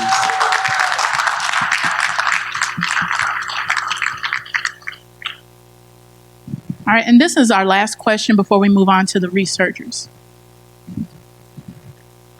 My name is Khadijah Jenkins. I'm a senior agriculture student. I guess I had like a question and a suggestion.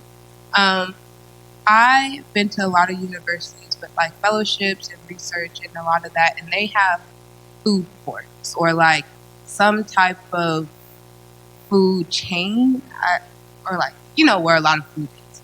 And I feel like that's really where we're lacking because yes, we have the MSc in the zone, but they close at 7. And some of our classes end at 8 o'clock. So it's like, even if we wanted to go there, we can't because the option's not there anymore. So I guess that's where the food, the farmer's market and the farm would come in and y'all can like do some type of restaurant or some meal plates, things for students that don't have the option to go to the MSc either because they're commuter or just because like, is closed because we're still hungry too. Even if the options are there, we're still hungry after 7 o'clock. In the community, we're trying to bring in several eateries. In addition to those situations that would be in the grocery store, the Checkers restaurant, even on this side before you cross over, there's a Speedy Stop convenience store with food. So everything we're doing is channeling those things to help better serve you. Because again, 46 years ago, when I left here, I know exactly how you feel. We had a truck that sold chicken. I didn't even eat chicken, but it was the only place open late at night. But no, those are definitely some things where the community is trying to get involved to help make those things happen. Because I don't want to drive 10 miles round trip to go get something to eat at any time of day. So in addition to the fresh fruits and vegetables, the food, we do need more things in the area for all the folks who live, work, and study here. I agree. And also in Dallas, they do have a nonprofit organization that to prevent food waste. They take all of the cafeteria food and they do prepare it as kind of like a TV style dinner where the kids can take it home for the weekend. And I know they also do this in HEB now, and I also saw it in Kroger, to where the food is put in a oven safe little pan, and then you just put it in your oven, and it's things that we typically eat, your fish, broccoli, and it's something really simple. So those are some options that you guys can take into consideration as well. And then maybe our nutrition majors could participate in an activity like this. So another opportunity for us to collaborate. All right, well, thank you all so much for participating. Let's give them another round of applause. We have a token of appreciation. Dr. Carson, you can split this with you. Yeah. Thank you so much. Thank you so much. Could we get one picture with all the speakers?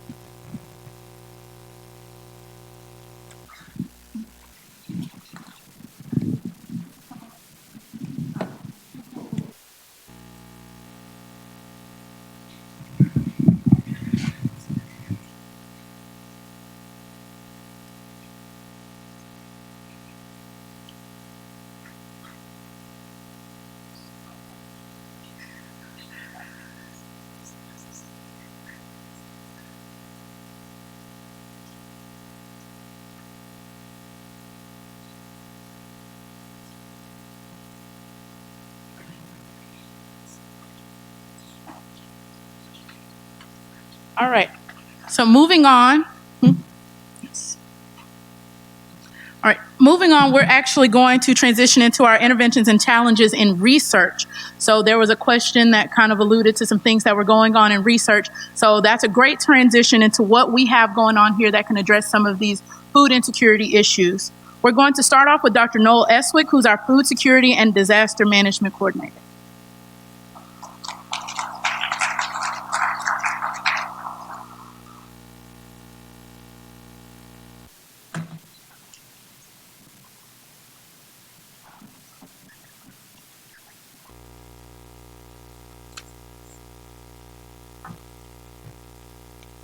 Good morning, everyone. I want to thank Dr. Myers and the organizers of this event for the opportunity to come and share some information with you. It's certainly a privilege to be here today. Again, as you heard in the introduction, my name is Noel Eswick. I am an assistant professor here in the College of Agriculture and Human Sciences with a research appointment in social science, social systems, and allied research. I'm an urban planner by training, and so this opportunity to speak here today actually brought together two of my favorite research areas. And they're listed here in opposite order. If you know me, you know that disaster management is my primary area, but I've been doing some work in food security since 2015. And so it's certainly a pleasure to share this time with you today.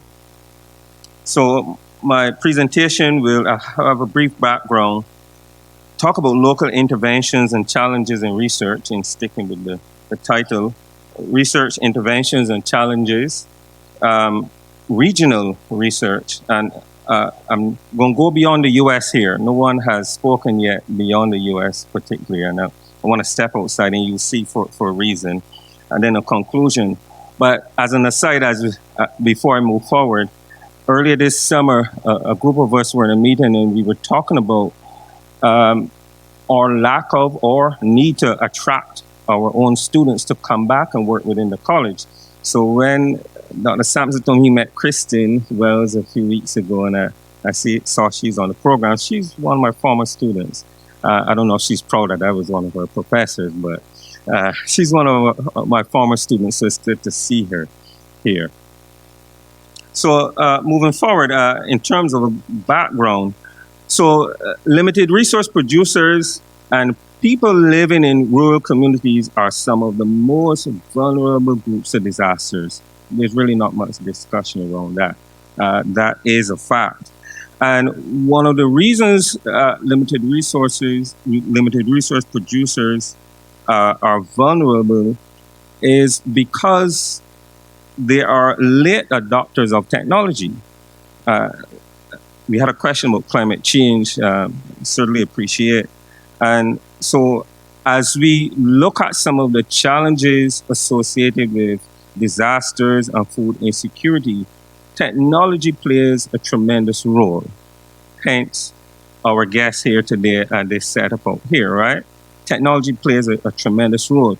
And as a land-grant institution, and particularly an 1890 land-grant institution, a number of us believe that we have a charge before us to get our producers to adopt technologies in order to move forward.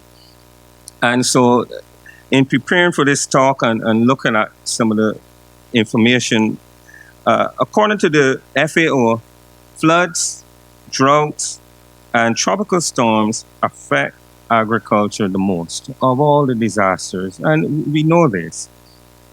And locally, food insecurity in normal times is an indication of the potential issues that we could face in times of disaster. I think this is critical, and in putting together the presentation, I was thinking about it, and we heard about Waller County earlier. So if we think about the current situation in what we would call normal times, we could only expect the situation to be worse in times of disaster. We would all agree. And then for the regional perspective that I'm going to talk about, climate change, whether we believe it or not, I always have this back and forth with some of my students. I had a student that was very vocal. He believes that it is a hoax, and those of us who are talking about climate change are just talking. But whether we believe it or not, it is true, all right? And it is here. And so climate change and related drought complicate issues around food and agriculture. And you're going to see this more as I move forward. But let's start with the local perspective.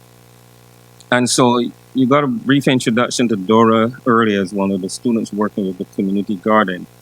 And so she's also my student, one of the students working with us in social systems and allied research. She has a particular interest in food security in Waller County because she's from Waller County. And so my work in food security started in the Rio Grande Valley region in Starr County with some of my colleagues a few years ago. But I'm going to present part of her research here and working with me in Waller County.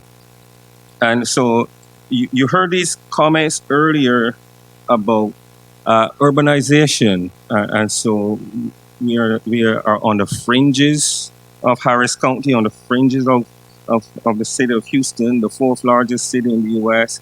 And so urbanization, we see it. Every few months, we see how the development is spreading and coming this way. And so as was said earlier, Waller County is 19.2% food insecure. And we heard him say we got the perspective of where Prairie View is and so on. And so here we're looking at what she's looking at. One of the things she's looking at is food sources in Waller County. And when you look at this is from the U.S. 2010 census data, the census tract level. And so we start by saying there's no wonder why we're food insecure here. 39.5% of the food sources in Waller County is from convenience stores. And we're talking about healthy food, all right? In terms of fighting food insecurity. The next one is restaurants, 30.2%. While that is all well and good, how many people in our community can afford to go to a restaurant and purchase food? When we really look at those who are suffering, and we talk about poverty and so on, that's another discussion. And then the next one is fast food. 15.6%. So in terms of talking about combating food security, the ones that are truly critical to us, as you can see here, are the ones that are the lowest, right? 1%, meat markets and fresh produce. 3%, produce only. So we can see here why there's a food insecurity issue in Waller County. When we go on to the next map, so using the 2010 census data, we did some GIS analysis looking specifically at how people access food in Waller County. And this was done, it's a little bit blurry, but it was done at the 1 mile, 2.5 mile, and 5 mile radius from these various food sources. And we see here that some people have to travel, a lot of people actually have to travel 5 miles. That is all well and good. That may be well and good if we have transportation. But the issue of transportation was raised earlier. One of the problems in Waller County is that a lot of people who are in poverty obviously don't have transportation, so they have to walk to get their food. So if they have to walk to get fresh produce and the food from the convenience store is closer, we know what their choice is. And so this really says a lot about the food security or food insecurity, depending on which one you choose, the situation here in Waller County. So when we look at, as we said, the population, a lot of people, as Dr. Parks was saying earlier, is the food available? Of course it is, but is it accessible? The answer is no. And so in providing solutions, these are the issues that we have to look at. And so in Waller County, we've been looking at 2 research questions. Is there sufficient healthy food available in Waller County? And we're finding that the answer to that is no. By the way, we have a poster out there, and Dora will be there, and I encourage you to visit with her. She's passionate about this, and have a conversation where she can provide more details on this. And then what factors impact access to healthy food in Waller County? I'll talk a little bit more about those a little later. And then, so the objectives of this particular study is to provide awareness about food insecurity within the county, analyze food types by common access to grocery stores, and correlate household income and accessibility to healthy food choices. At this stage, we're looking at the county, but in the coming months, we're going to actually look at some of the local areas and the local cities. So like the city of Prairie View and Sunnyside and Hempstead and so on, where we can really get a lot coarser and more in-depth into this area. And so here are some of the challenges, because we talk about challenges and interventions. So obviously accessibility, we mentioned that, poverty, jobs. If people can't find work, how can we expect them to buy healthy food? Family environment. So we hear of stories where children are living with grandparents who may be disabled. Well, this create issues in terms of getting to food. And then obviously the one I mentioned was transportation. So what are some of the things we can do?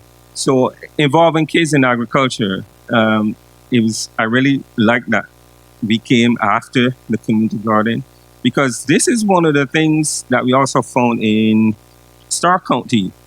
They started a program involving the school children in community gardens and so on, and that has been a tremendous success.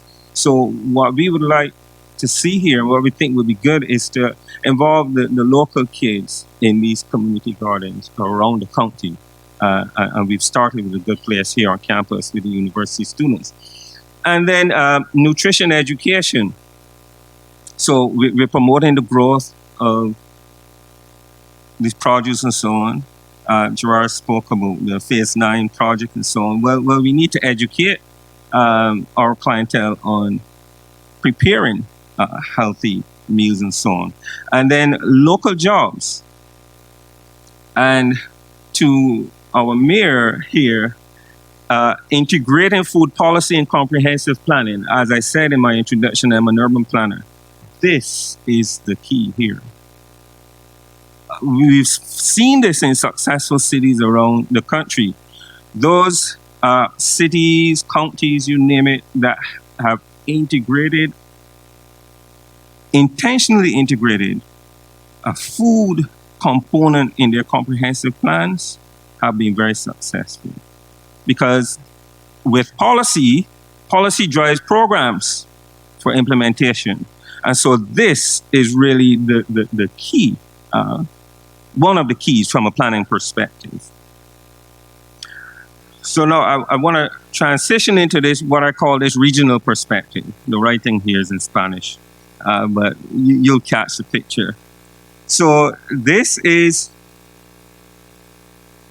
Central America, but this area here that we're highlighting has a special name. It is called the Dry Corridor. We had questions earlier about our students and so on. One of the things we are doing is I co-lead a study abroad program to Costa Rica with our department head, Dr. Addo.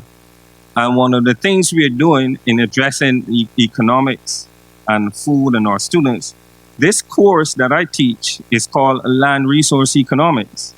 And we expose students to land as an economic resource in agriculture. And so what we do is take them there so that they can do a comparison, compare and contrast how land is used here in the US with how it's used in Costa Rica. And so here, this is Costa Rica, and we're going across this transect here. You see this here in purple, this is actually the part of the dry region in Costa Rica. And we're going across this transect here. And so on our next trip, we hope to get there. So why am I talking about this? This region is called the Dry Corridor, and it stresses from Panama all the way up here. Some of these countries here have experienced persistent drought for as many as 10 years. And so about this dry corridor, it is a problem fueled by climate change, to our earlier question. And so we need to, as researchers, assist with coming up with solutions to address this problem. Obviously, we have vertical farming and all these other innovative ways that we talk about. So let me share with you a little bit about this dry corridor. So there are 1.6 million people who are food secure in this region. Remember that map that we have here. She's about to stand up, I think. 3.5 million people in need of humanitarian assistance, and a 50 to 90% loss of crop harvest, an estimated $17 million. This was in 2016 to fix this gap here. CNN and NPR recently led some specials on this. A very interesting area. And so what are some of the challenges there? Obviously, reduced quality of life, loss of livelihoods, extreme poverty, migration to populated urban centers and beyond. This, NPR in its segment, you see, we can't think about things in isolation. So we have some immigration problems south of the border. What a lot of people don't realize that this dry corridor is driving some of that. If people cannot get nutritious food, then they have to leave. And so this is an issue. So some of the interventions, sustainable agricultural practices, we see this as key. Strategic partnerships in the international community. That's why we partner with universities like the University of Costa Rica and other universities to conduct research and solve problems. So in conclusion, we need to promote integration of food policy in our comprehensive planning. That's paramount. Utilize regional food policy councils. These are very strong in Houston and some of the biggest cities. Land use, urban agriculture, community gardening, we heard about that, and healthy food access. Transportation, improve access to food. You could have as much food as you like. People need to be able to get to it. Housing, healthy housing, social connectivity, community gardens, parks, and so on. Economic development, we had a question about that earlier. Promote support for local businesses. The environment, promote sustainable agricultural practices. And then human development, emergency planning, things such as the Disaster Supplemental Nutrition Assistance Program. That's a whole nother seminar. And improve information systems on disaster impacts on agriculture. This is really needed regionally, internationally, where we can really develop these databases with the information as researchers, and that we can help to provide solutions. And so these are some of the projects we've been working with here that kind of built to this, and certainly appreciate the county level, the county government and city government in working with us. And no one can do anything alone. I got to be able to come here speak with you today, but I've been working with a number of people over years. And so I certainly appreciate their willingness to collaborate with me. She's standing. Thank you.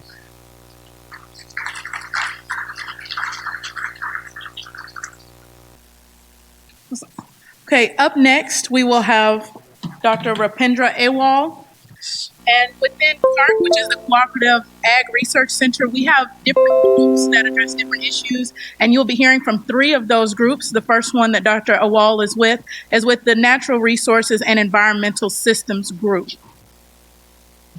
And also, we will have a panel with the researchers at the end of this. So just like we did with the previous section, we will have time for question and answer. So please hold all of your questions until we have listened to all of the things that research is doing currently.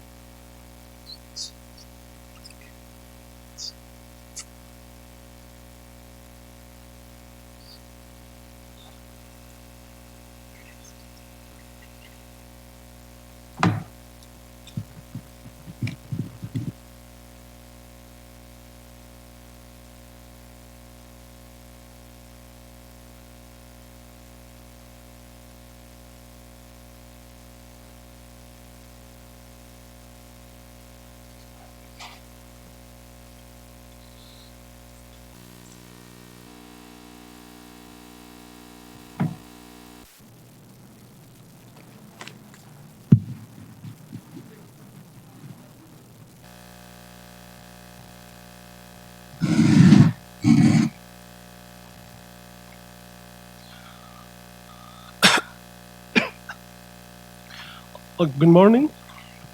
I'm from Natural Resources and Environmental System. These are my colleagues in this system: Dr. Griffin, Dr. Ray, Dr. Reyes, Dr. Johnson, Ellison, and Habibi, and Dr. Harris. In this presentation, I will briefly discuss some of our research related to food security. Most of our research are related to food security. In our system, we conduct applied field, lab, and modeling research. That one is directly related to water security, soil health, and environment in general.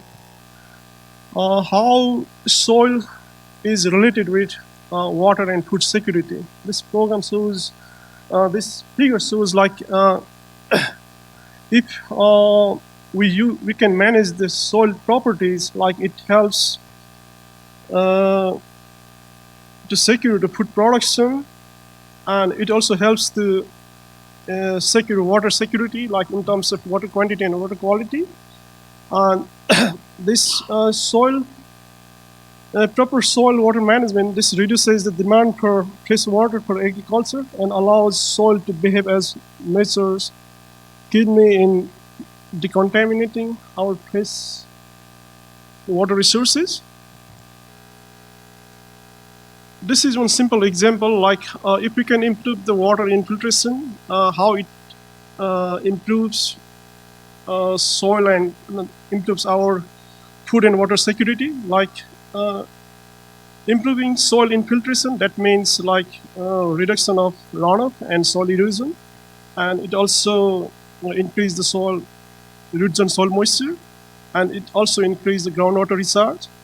So the reduction in erosion, that means the reduction in reservoir sedimentation, that one is linked with more energy production if we have more water, and then less reduction in pollution of water bodies and lakes, that means more fresh water for food production, and protection of top fertile layer by reducing erosion, that means good soil for this food production, and water storage in this root zone, that also helps to increase the food production. So by improving soil infiltration, we can improve food production, as well as what these are like water, groundwater recharge, fresh water, increasing fresh water. We can reduce water security and water and food security. This picture shows like interdependencies of water, food, and energy. Like we need water to grow food, and food also transports parts of water, and we need energy to produce food, and we can use food for energy production. And similarly, like water is needed to get energy, and energy is needed to supply water. In agriculture, we used about 70% of all fresh water. Fresh water, and like world population is also increasing, like from 7 billion to 9 billion in 2050. So we need more. We need more water, more food, and more food means like we need more water. But water is limited resources, so we need to optimize our water resources to be able to respond to some of our current and future demands. So most of our research are related to soil health, water quality, quantity, then water resource management, soil health, pest management practices, extreme climate change. All these are related to directly or indirectly to food security. Some of the current projects. These are the list of ongoing funded projects, and if we see some keywords in these funded projects, like most of these projects are related to soil health, food security, water security, and food security. We do many field experiments, and basically we in field experiments most of them are related to soil health, water quality, quantity, and then we use different sensors, different techniques, and ultimate goal of those experiments are how to optimize our crop production.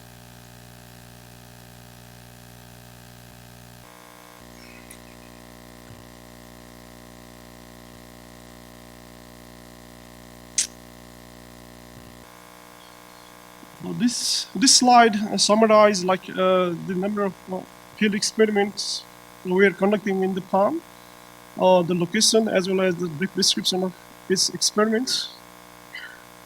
I'll briefly discuss some experiments. We are conducting this performance of micro-irrigated collard beans under different organic amendment types and rates. And we are also conducting this field experiment related to legume and grain cover crops. Their performance.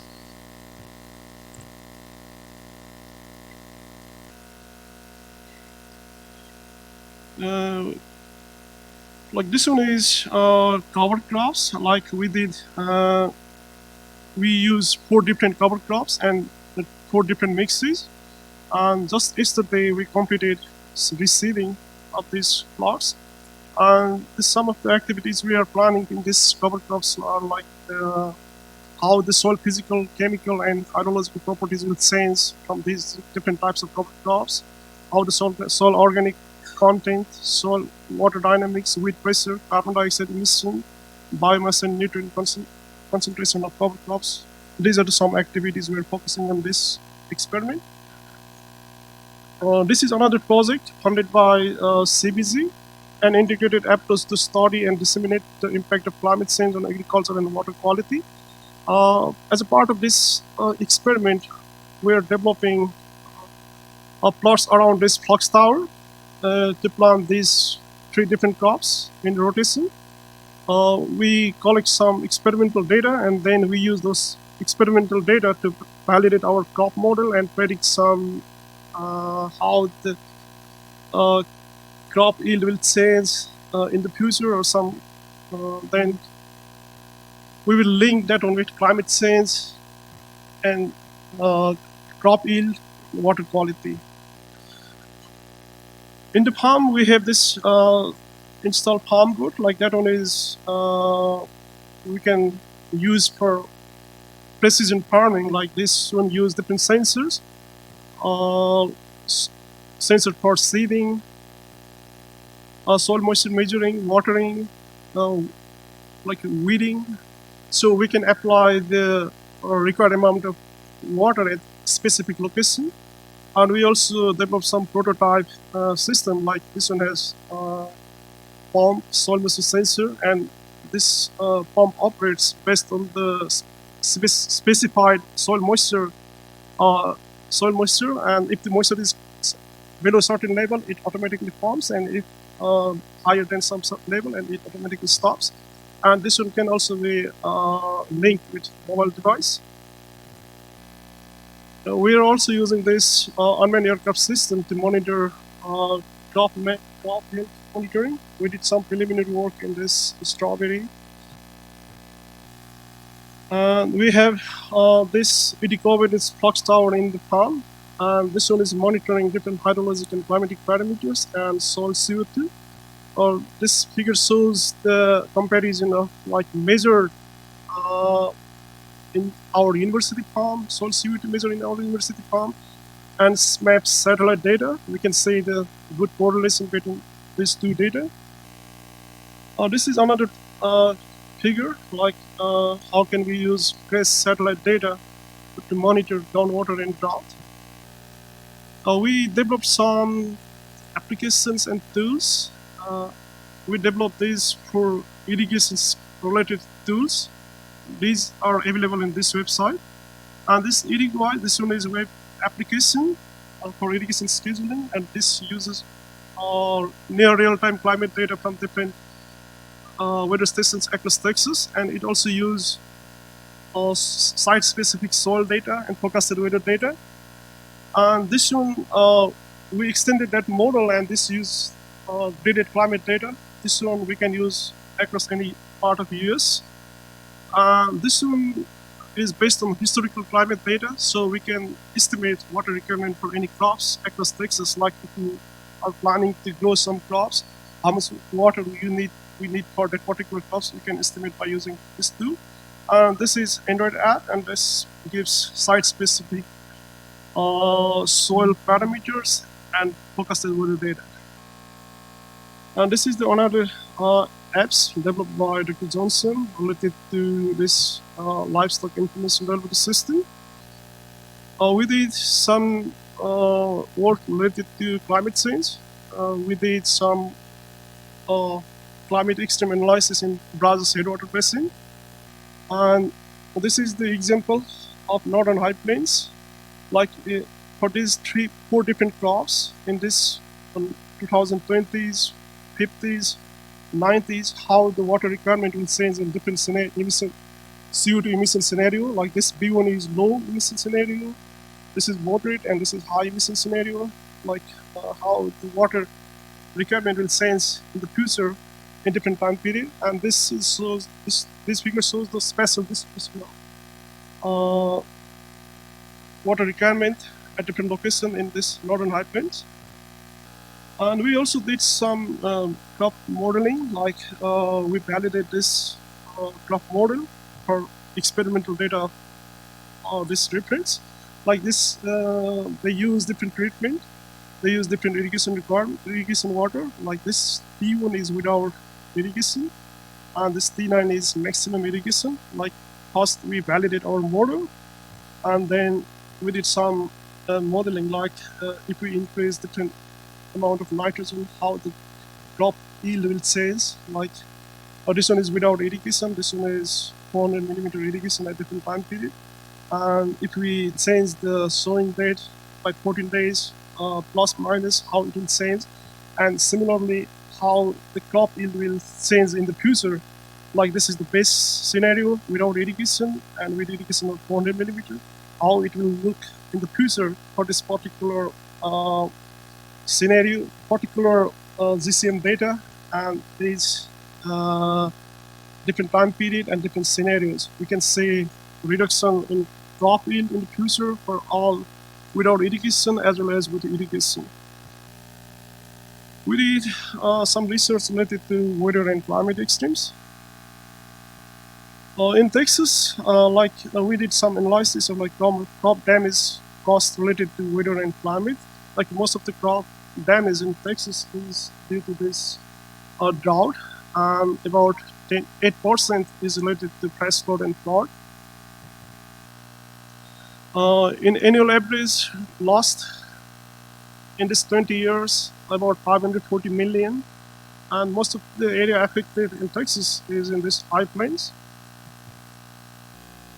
We also did some physical modeling, like in the Cypress Creek area, Cypress Creek River, during Harvey. By using that, first we calibrated that model, and then we used that model to predict like flood extent and flood depth.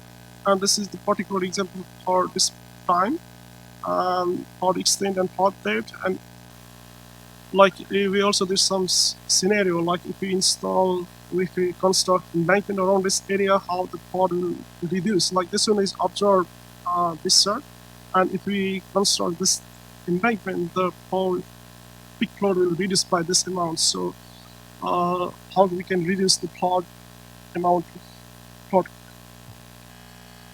These are some other research related to like how this imperviousness is changing in this different water state, and how this runoff ratio is during this 2001 to 2011. We can say the runoff coefficient for this San Jacinto, Trinity, into the basins are comparatively higher than other river basins. These are some potential research topics linking with weather and climate extremes, like development of distributed more hydrologic hydraulic model coupled with economic risk assessment model, estimation of flood losses to agricultural crops using unmanned aircraft system and remote sensing, applying crop model to simulate the impact of droughts on crop yields with specific and specific. Some recent publications, like the two books edited by Dr. Harris, Emerging Issues in the Groundwater Resources, Arsenic Water Resources Contamination.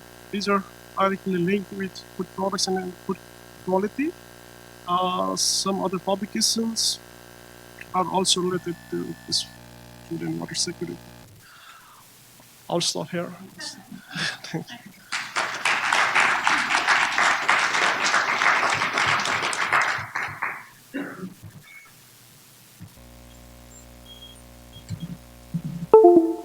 Awesome. A lot of good information on water quality and how that affects our food insecurity issue. We'll be moving on to Dr. Gary Newton, who's our group leader for the Animal Systems Group within CARC. Please.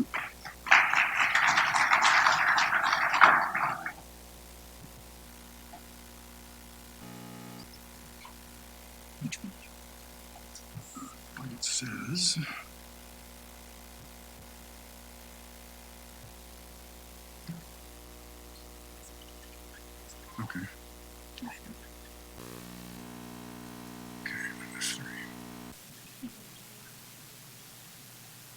Okay, good. Well, welcome everybody. I'm Gary Newton. I'm a reproductive biologist by training, and I'd like to start my portion of the talk with a simple question. Is there a role for animal agriculture in sustainable agricultural practices that address global food security in the 21st century? We're all familiar with this statistic. The world population passed 7.5 billion in 2018, and we're going to need to support 9 billion by the middle of the century. This is going to put a lot of demands on our agricultural production systems. There's a lot of people who think animals may not play a role in that. For instance, a group of agricultural scientists from Canada, Europe, and the United States discussed the state of global agriculture. They determined that agricultural trends in crop yields are slowing. They also pointed out the fact that a third of our animal grain, or our grain crops, are used to feed livestock. Are used to feed livestock, and that one way to address this would be to reduce meat consumption. And that would have an added benefit of taking animals off production and reducing greenhouse gas emissions, so that would address some of the other environmental concerns of animal production, greenhouse gas emissions because of rumen fermentation. So what can be done about this? Well, we can reduce highly productive croplands. We can reduce the use of highly productive croplands to produce animal feed, since this practice represents a net drain on the world's potential for supply for humans. But others argue in order to achieve food security by 2015, the demand for animal livestock products must be reduced. I included this map that shows the development of agricultural lands from 1992 to 2012. So the areas in the maroon and red are high development areas. And you superimpose it on the combined productivity and versatility of resilient values in cropland. So there's 103 billion acres in the United States. A lot of that is being developed. Increased population growth, increased in development of roads, housing, strip malls, gas stations, convenience stores, a reduction in croplands. So at this growth rate of 1.1% per year, the U.S. population will double to more than 500 million people within the next 60 years. 1 acre of land is lost due to urbanization for every person added to the U.S. population. Only 0.6 acres of farmland would be available to grow food for each American in 2050. That's opposed to 1.8 per capita available today. In order to maintain our current level of nutrition, we need at least 1.2 acres per person. So do livestock fit into this? I'd like to look at this map in a different perspective. The green, again, is agricultural land best suited for intensive food and crop production. But look at the lands that aren't in green. These are rangelands, forests, and other lands that lend themselves very nicely to food animal production.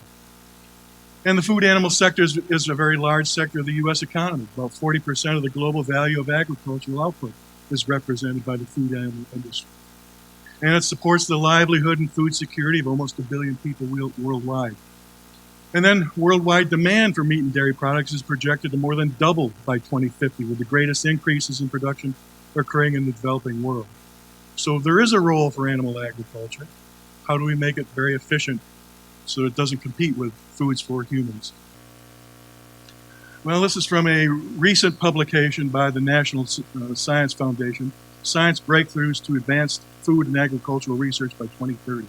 It addresses all aspects of agricultural production. And the chapter, I found the chapter on animal agriculture most interesting.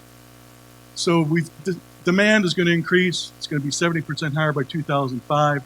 One of their recommendations was to have a tenfold increase in the rate of genetic improvement in livestock, poultry, and aquaculture by 2030. So an increase in genetic improvements. How do we achieve that? Well, over at the Goat Center, our flagship model is, of course, the goat. Recently, I got an email from a goat. It's actually a solicitation from Heifer Livestock International. So here, hi there, goat here. Meet my new family. Every day I produce millions of gallons, or I produce gallons of milk, worldwide probably millions. to nourish the children of my family. They sell the extra milk to buy food and medicine. I clear cropland and fertilize crops so there's more fruit and vegetables to eat. So with my help, they can have more goats in the hands of farmers worldwide. So we address these issues at the Goat Center. So our mission of the Animal Research System Research Group at the Goat Center is to advance the science of goat production and use this information to improve the livelihoods of the people of Texas, the Gulf Coast region, and developing countries abroad. So we've got a long-term goal, and that's to make limited resource farmers and ranchers aware of the financial benefits of proper nutrition, breeding and reproductive management and herd health, but also to provide students in the College of Agriculture and Human Sciences experiential learning in the animal and veterinary sciences. So we're a very firm believer that the advances in applied animal sciences and their utility in the production field are the result of basic science research. Currently, our members are down to 2.5 people. Myself and Dr. Foxworth, we're reproductive biologists, and Dr. Kadani is a summer research appointment. Our past members who helped us develop our philosophy and the direction of our research program either have been reassigned and have other duties or have left for greener pastures.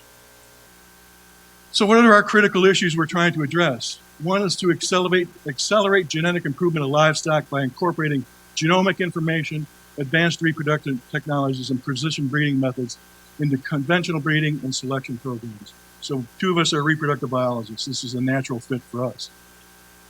We also have a new facility coming online at the Goat Center that Dr. Kadani was very helpful with this summer to validate it for use in the goats. And that's a residual feed intake or a grow-safe feed intake and behavior monitoring system. This will allow us to calculate residual feed intake. You've probably heard of average daily gain. How do you select animals based on average daily gain? Well, if you calculate residual feed intake, these animals are much more efficient at converting feed into milk and meat products. So we're going to incorporate this into a lot of our research programs by getting a lot of baseline information on our herd. And then improving reproductive efficiency in AI and embryo transfers. We've got a number of applied and practical studies that we use during our time to AI programs that we normally do during breeding or herd. And then we've got a couple of studies that are funded by the USDA. Dr. Foxworth studies the mechanisms of early aggression of CL during metaestrus. And I've studied pregnancy recognition for a long time and recently got funding to study a new hypothesis. So I'm going to touch on those briefly. And our long-term goal then is to identify genes or gene networks that are associated with residual feed intake, fertility, and other important production traits in goats. So residual feed intake, it's a measure of actual feed intake minus expected feed intake based on the growth rate and body size of the animals. So it's a measure of efficiency. Animals with a negative RFI are more efficient than animals with a positive RFI. Our goal is to select goats with that low RFI that has the potential to increase the efficiency of production, reduce production costs, increase profits, and of course, reduce environmental impact. And I think that's illustrated by this graph, which was recently produced by the World Resource Institute. It looks at emission intensity, or CO2 per kilogram of milk. So if you increase productivity of ruminants, you reduce methane emissions. So more efficient animals, the same amount of meat, the same amount of milk, but less impact on the environment. And I think our RFI Grow Safe system will help us get some baseline data in our herds out here and apply that. And this is just an illustration of our system. These are the Grow Safe bunks that were generated. Funds were generated by the college and also in a grant from the USDA. We have 8 of these bunks out there. Each one will serve about 10 goats. They're in 4 pens. So we have a very powerful system where we can put our meat and milk goats into this system and begin looking at their genetic makeup. Once the animal enters the bunk, the RFI tag records the weight that's in the bunk, the feed that's in the bunk. When they remove their head from the bunk, that weight is recorded, so we know exactly what that animal is eating over a 24-hour period. It's a good way to monitor animal health, too. Okay, then Bill and I, our goal is to improve the efficiency of AI and embryo transfer. Once we identify these efficient animals, the best way to increase the production efficiency of our herd is to propagate the most efficient animals. using AI for the male and embryo transfer for the female. So we've got a number of applied projects that we use, comparison of transcervical and intracervical AI in the goat. We just finished that study. We keep adding to that every year when we normally breed our herd for production practices, and comparison of a variety of different extenders. But then our basic research, there's two projects I'd like to talk about that we have funded now. One is the molecular and cellular functions of the goat corpus luteum and their effects on normal reproduction. One of the problems we have with goats is when we synchronize animals, a large number of those animals that are synchronized will have an early regress CL. So the CL is the organ on the ovary that's required throughout pregnancy in the goat. This is the ovary that shows the follicles that develop, eventually ovulate, and then that ovulated follicle forms the corpus luteum. In our animals that are synchronized, we have a high proportion that don't make it past day 5. Progesterone production drops off. If they drop off, those animals are no longer suited for AI or embryo transfer. If they were AI'd, we have to start the process all over again. If we synchronize them as recipients for embryo transfer, they're no longer suitable for embryo transfer because they will not be at the same stage as our embryos that we collect at the same time. So Bill is involved in a project that addresses the early regressing CL. We think it's a problem that's associated with a multi-ovulatory species, so from a basic science standpoint, a lot of the synchronization protocols that we developed in the cow may not be applicable to the goat because the goat normally ovulates a whole lot more than the cow. So there may be a lot of intra-ovarian regulators that we have to figure out how to control the synchronization process to optimize controlled ovulation and estrous synchronization in the goat. Another hurdle that the animal has to go through is pregnancy recognition. And that's what I've studied for a long time. What signals does the early embryo produce that alters the physiology of the maternal system, allows for the hormonal environment to be created for the placenta, and then maintain the pregnancy through formation of the placenta. So we've looked at the changes that occur at the fetal-maternal interface that allow for formation of the placenta. But one of the things we came across looking at a paper on the gut is the possibility that there may be involvement of a resident microbiome in the reproductive tract, similar to the resident microbiome that's in the gut. You've heard of the microbiome on TV now. It's made it into the TV to make sure you maintain gut health with the appropriate microbiome. Well, a lot of the component regulators that maintain that proper gut microbiome apparently operate within the female reproductive tract. So we're testing the hypothesis that the female reproductive tract may have a resident microbiome that protects the developing embryo from pathogenic bacteria that may infiltrate during the breeding process. And we've gotten some preliminary data, which doesn't show up here with the lines because I use a Mac. But if you look at this is the swabs taken from the lower female reproductive tract versus the upper female reproductive tract. And if the lines were there, then statistically there's a difference between the commensal bacteria that are in the upper female reproductive tract versus that in the lower female reproductive tract. So our overall goal then is to identify animals that are very efficient, identify the gene networks that are important for animal reproduction, and then propagate those lines through assisted reproductive technologies. So this is a picture I took in Kenya about 10 years ago.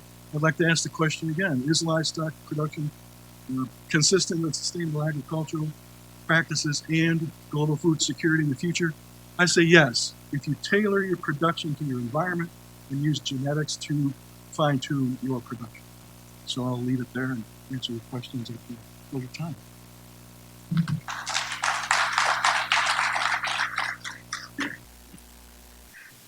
Our final speaker for this section is Dr. Aruna Weerasuriya. He is the leader for the Plant Systems Group within the Cooperative Ag Research Center.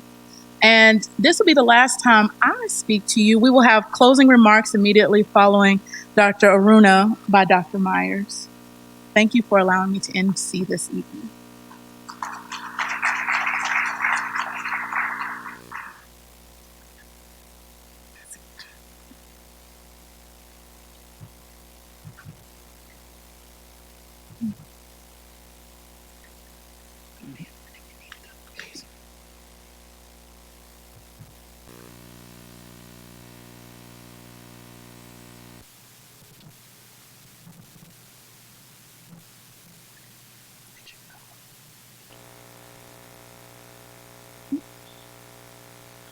Right.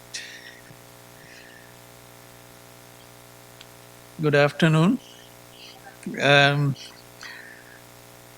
I'm going to talk about our contribution as plant system scientist in food security, addressing food security issues. In plant system research group, we have excellent multidisciplinary research group starting from agronomy to high-end genomics.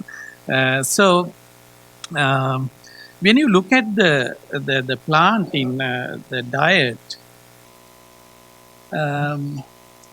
as you know, plants are the primary producer, and they take the solar energy and convert it to the food. And so all the living organisms, basic food is produced by green plants.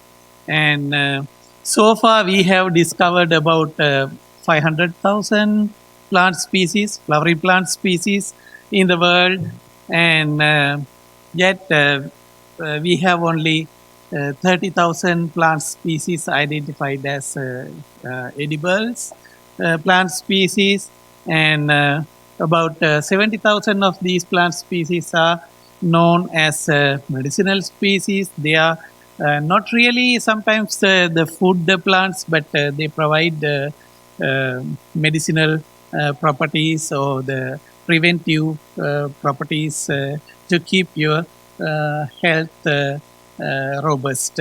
And surprisingly, less than 30 species provide 95% of our food supply. So only 30 species are the major food crops. And again, when we looked at very carefully, about 900 species are neglected or underutilized, but they are edible species. So our research is mainly focused on these areas, and we are looking for new plant species which we can use in our the food chain, and new plant species which we can use it in industry, and so on.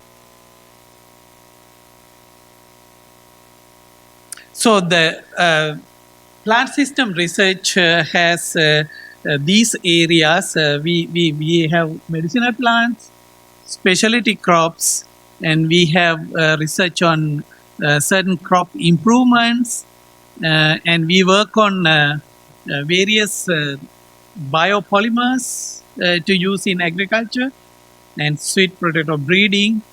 And also actively we involved with our student garden project, and we are now developing private-public partnerships for plant science research. Okay, we all know the medicinal plants and the products. Huge business in US is the dietary supplement industry. Are these safe? The dietary supplement. You go to the GNC, Walgreens, Walmart, all these dietary supplement, they come up with different plants, products saying that this is good for this and that, but are they safe? Now, in Prairie Review, we are maintaining a germplasm collection of medicinal plants from all over the world. We have a living collection. In fact, we are developing a greenhouse facility to maintain this living collection. Currently, we have only a small greenhouse facility to house some of our living collection, but we have germplasm seeds and the tubers in our seed bank preserved to start the research. And by having living collection, we have the correctly identified plant species so that we can compare the product quality and the safety in the market. So we maintain the living collection, and then we get the various products, and we cross examine with the correctly identified plant species. So we look at the botanical characters, chemical characters, and genomic characters. Now these are the two examples I want to show you. Now you may have heard about noni juice, a very expensive fruit juice sold in health products, and so far I didn't find any noni in these products. It's a combination of, now this particular product is a combination of cranberry and pineapple in it, but they sell as noni. So our duty is to make sure the FDA to regulate these products, and we are giving them the standards for the correct plant to identify the correct product. Again, the Garcinia, the weight loss product, and the Garcinia has a active ingredient called hydroxycitric acid, but when you look at the product, they put the synthetic hydroxycitric acid, but not real the Garcinia. So you may not get the real effect of the real plant. So we are working on, we have grant for this, and we are working on that. Then we looked at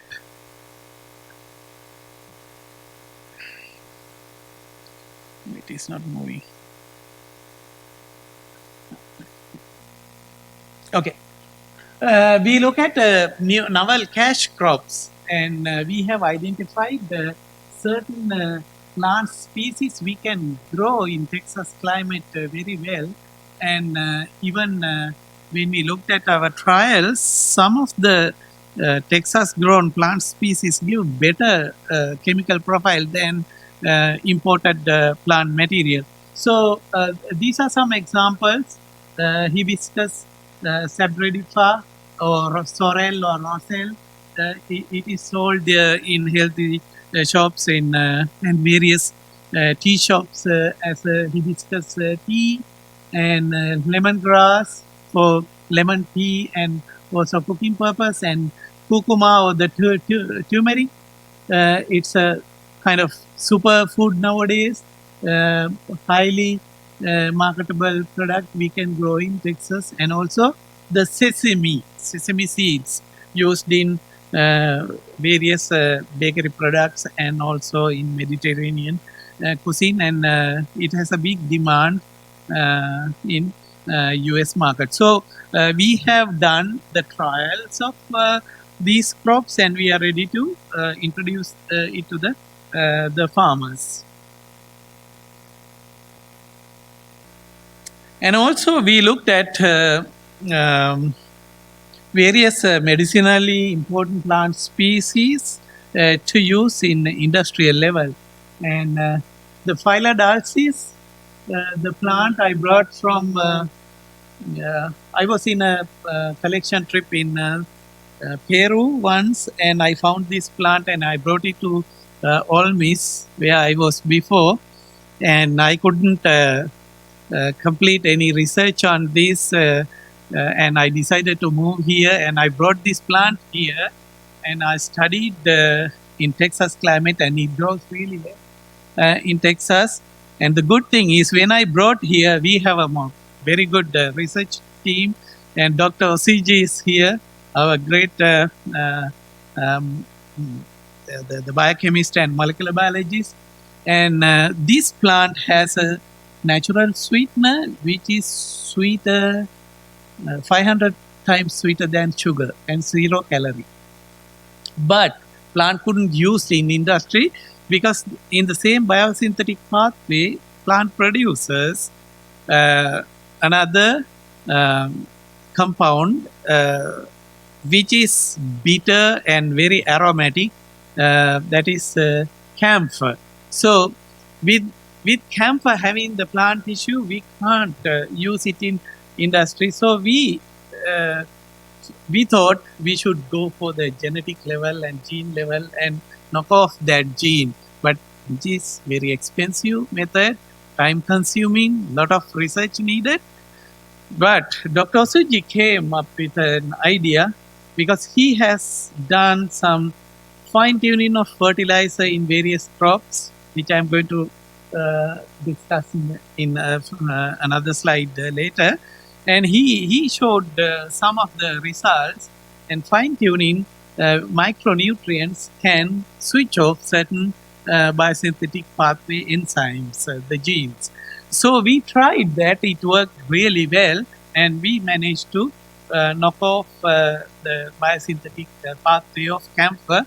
Not only that, we increased the production of natural sweetener in this plant. So this method, we submitted patent recently, and we are waiting for Texas A&M system to process that with us. And then I obtained the other plant. This was Ceratia gravinsonii. This plant also used by Chinese culture as a natural sweetener, but it has bitter aftertaste. Now, this is time for us to investigate little more and see what are these bitter aftertaste compounds and try to eliminate this. And I tried this plant growing last year, and it grows very well in Texas climate. So we are getting ready to work on this plant. And the next hot topic is, we are waiting for this, hemp. And hemp is a tropical plant species. Actually, hemp and marijuana, they called it two species, but it is same species, Cannabis sativa. This plant has been in the hand of illegal growers, and now we don't have real Cannabis sativa in the nature. So we have a mixture of highly bred species in this industry. So USDA somehow managed to give two names. Marijuana is the plant which has higher THC level, and hemp is the plant which has higher CBD level. So we are looking for hemp, the higher CBD level plants, which we can use it in medicine and also in various other products, hemp seed, hemp heart, hemp oil, and also the hemp plant fiber. There are so many products we can develop from this plant, and we are waiting to get our pilot project permits to start this research in trade review. And then we are working on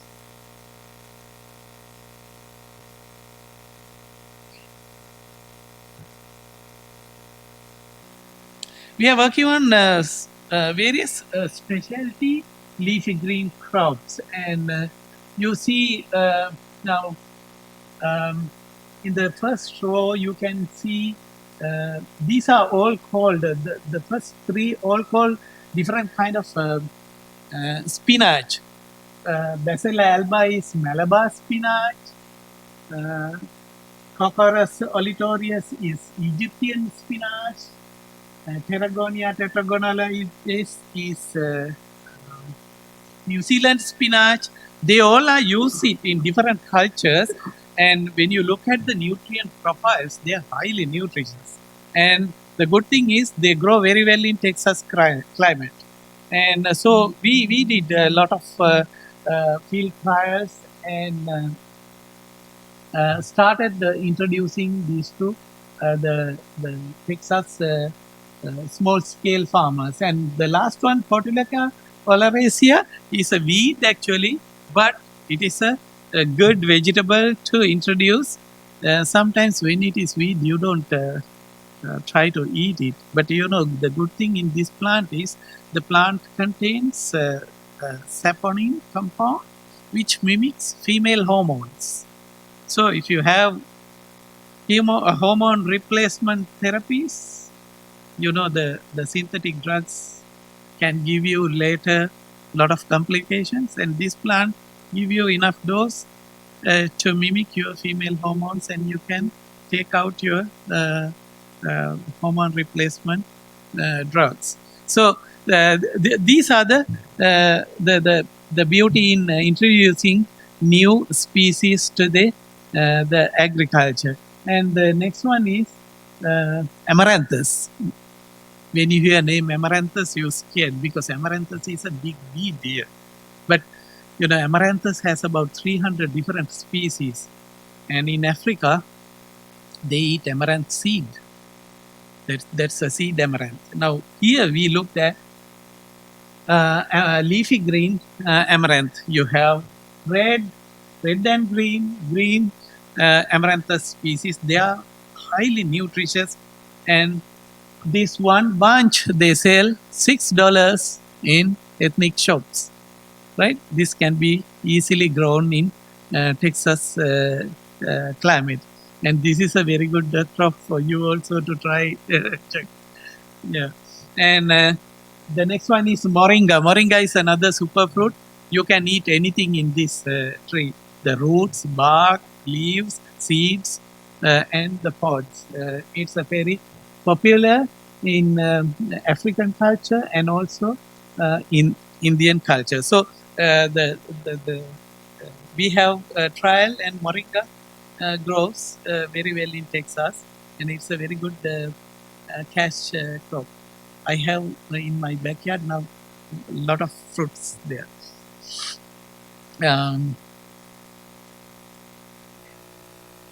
And we have specialty fruits also. Sorry. We work on super fruits. Now these are some of the super fruits: honeyberry, goji berry, and strawberry for the Texas climate, and pepino, horn melon, Korean melon. We tried all these things in Texas and grows very well. Yeah, I'm moving fast. And some more specialty crops. These are actually underutilized, and we tried this in Texas climate, and it grows and very expensive. Jackfruit coming from Vietnam, bitter melon comes from India, Cantola comes from India, and bottle gourd coming from Asia, and this grows very well in this system, and we are introducing these. And also the tuber crops, Malanga, Xanthosoma species, you can eat leaves, stems, and tubers, Colocasia, and Dioscorea yams. And these yams also contains female hormone mimicking compounds, which is very health beneficial for female health. And these are the crop improvements we did. And Dr. Osiji managed to eliminate allergens from peanuts by fine-tuning the micronutrients, and also improve black eye cowpea yield and the nutrition quality. And we have sweet potato breeding program, and we developed purple and golden sweet potato, and also the leafy sweet potato, which we can use as a green veggie. And this is the use of biopolymers in agriculture. We extract chitosan from shellfish or the shrimp shells and use it in agriculture. It improves the shelf life of and the yield of certain crops.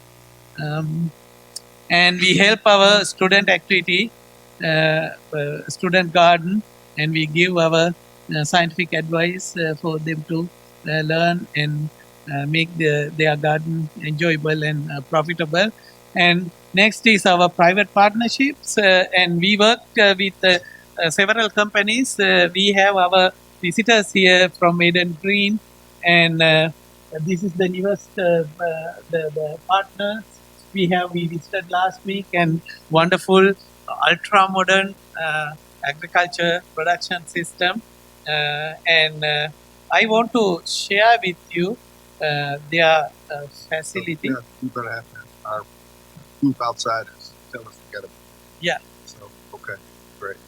Okay, thank you, Dr. Aruna. Okay, all right. Again, I want to thank everybody for coming. Again, I apologize for the time, but I don't apologize for the content. So we had a lot of good information that was shared. But also, I want to make sure that I do give our Eden group a chance to speak. So if you could come up and just at least we want to... North Texas is now home to one of the first farms of its kind in the world. Eden Green is located in Cleburne, a series of greenhouses that are billed as next-generation vertical farming. Produce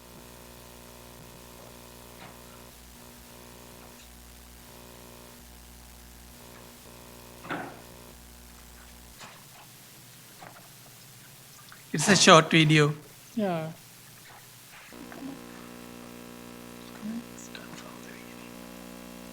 to one of the first farms of its kind in the world. Eden Green is located in Cleburne, a series of greenhouses that are billed as next-generation vertical farming. Produce is locally grown on large scales. It's hand-picked and packed on the same day, and each pesticide and chemical-free harvest is being ready every 27 days. Eden Green expects 10 to 15 harvests each year as compared to 2 harvests for traditional soil-based farming. This method of farming means there are no restrictions to where produce can be grown. We can tailor-make the climate per varietal. So we can take food that does not grow in the United States, that grows in Brazil, and introduce it to the U.S. population by growing it in Cleburne, Texas, Omaha, Nebraska, Los Angeles, New York City. So it's exciting stuff. And the goal is to eliminate the problem of accessibility to fresh food for every family. In just a few weeks, the first lettuce harvest under the name Crisply will be ready and sold at Walmart, which is partnering with Eden Green to keep prices down. Eden Green has plans to have vertical farms around the world. The next location, Dubai. With DNA Loft, it doesn't matter how hard your run is, you'll always land comfortably.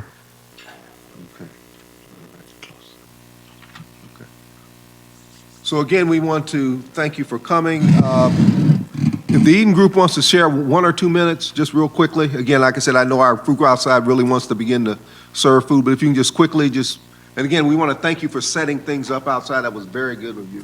Appreciate it. Thank you. It's a pleasure. Well, the technology that you see up there took about 10 years to develop. We started off in Africa. Africa has very serious food security issues. What we found coming to the US is that the system in itself is very good for food safety as well. The biological test that we did on the leaves gives us the ability that we can pack direct from the vines. On yield, we've got a 1 acre greenhouse in Cleburne. You're welcome to come visit us. But the yield that we get on a yearly basis equates to about 250 hectares outside. So the technology that we have here, I believe it's agnostic to where you are. You can grow anywhere. We are busy with some lighting tests in our greenhouse as well. And it will go a very far way, not just in producing the medicinal plants. In other words, we can manipulate exactly what that plant requires so that we can get the exact yield of what we want. But for food deserts, it's definitely an answer. Food security anywhere across the globe, Syria, anywhere where it's dry, where you normally won't be able to do that. Thank you. Again, there are posters outside. Our Eden Group will be here, so there will be very interested in taking your questions and answering any questions you might have. Again, I want to thank all of you for coming. I want to thank Jamae Cameron and Miss Inez Simeon and others who helped put this together. Would you give them a hand, please? They're outside getting things together. And finally, and last and definitely not least, I want to thank Ashley Pellerin, amen, for being the MC. Did an excellent job. As you can see, the time that we have scheduled wasn't enough for what we're actually doing, and there's still more than what we're doing here. And that's what our Food Security Center is about, is trying to harness what's being done on this campus. And there's a lot here that's being done in food security, and there can be more done. So as we make these strategic collaborations and partnerships and the things that we need to do, we can really begin, we believe, to put a dent in food insecurity in this area, but this region, and even globally. So with that, again, we want to thank all of you for coming. The food is outside. There's food from different cultures out there. There's lots of different food. So please enjoy yourself and take the opportunity to collaborate with each other. If nothing else, again, I want to thank you for coming. The posters are in Seminar Room A and also in the hallway. So you can see them there. Okay? With that, thank you.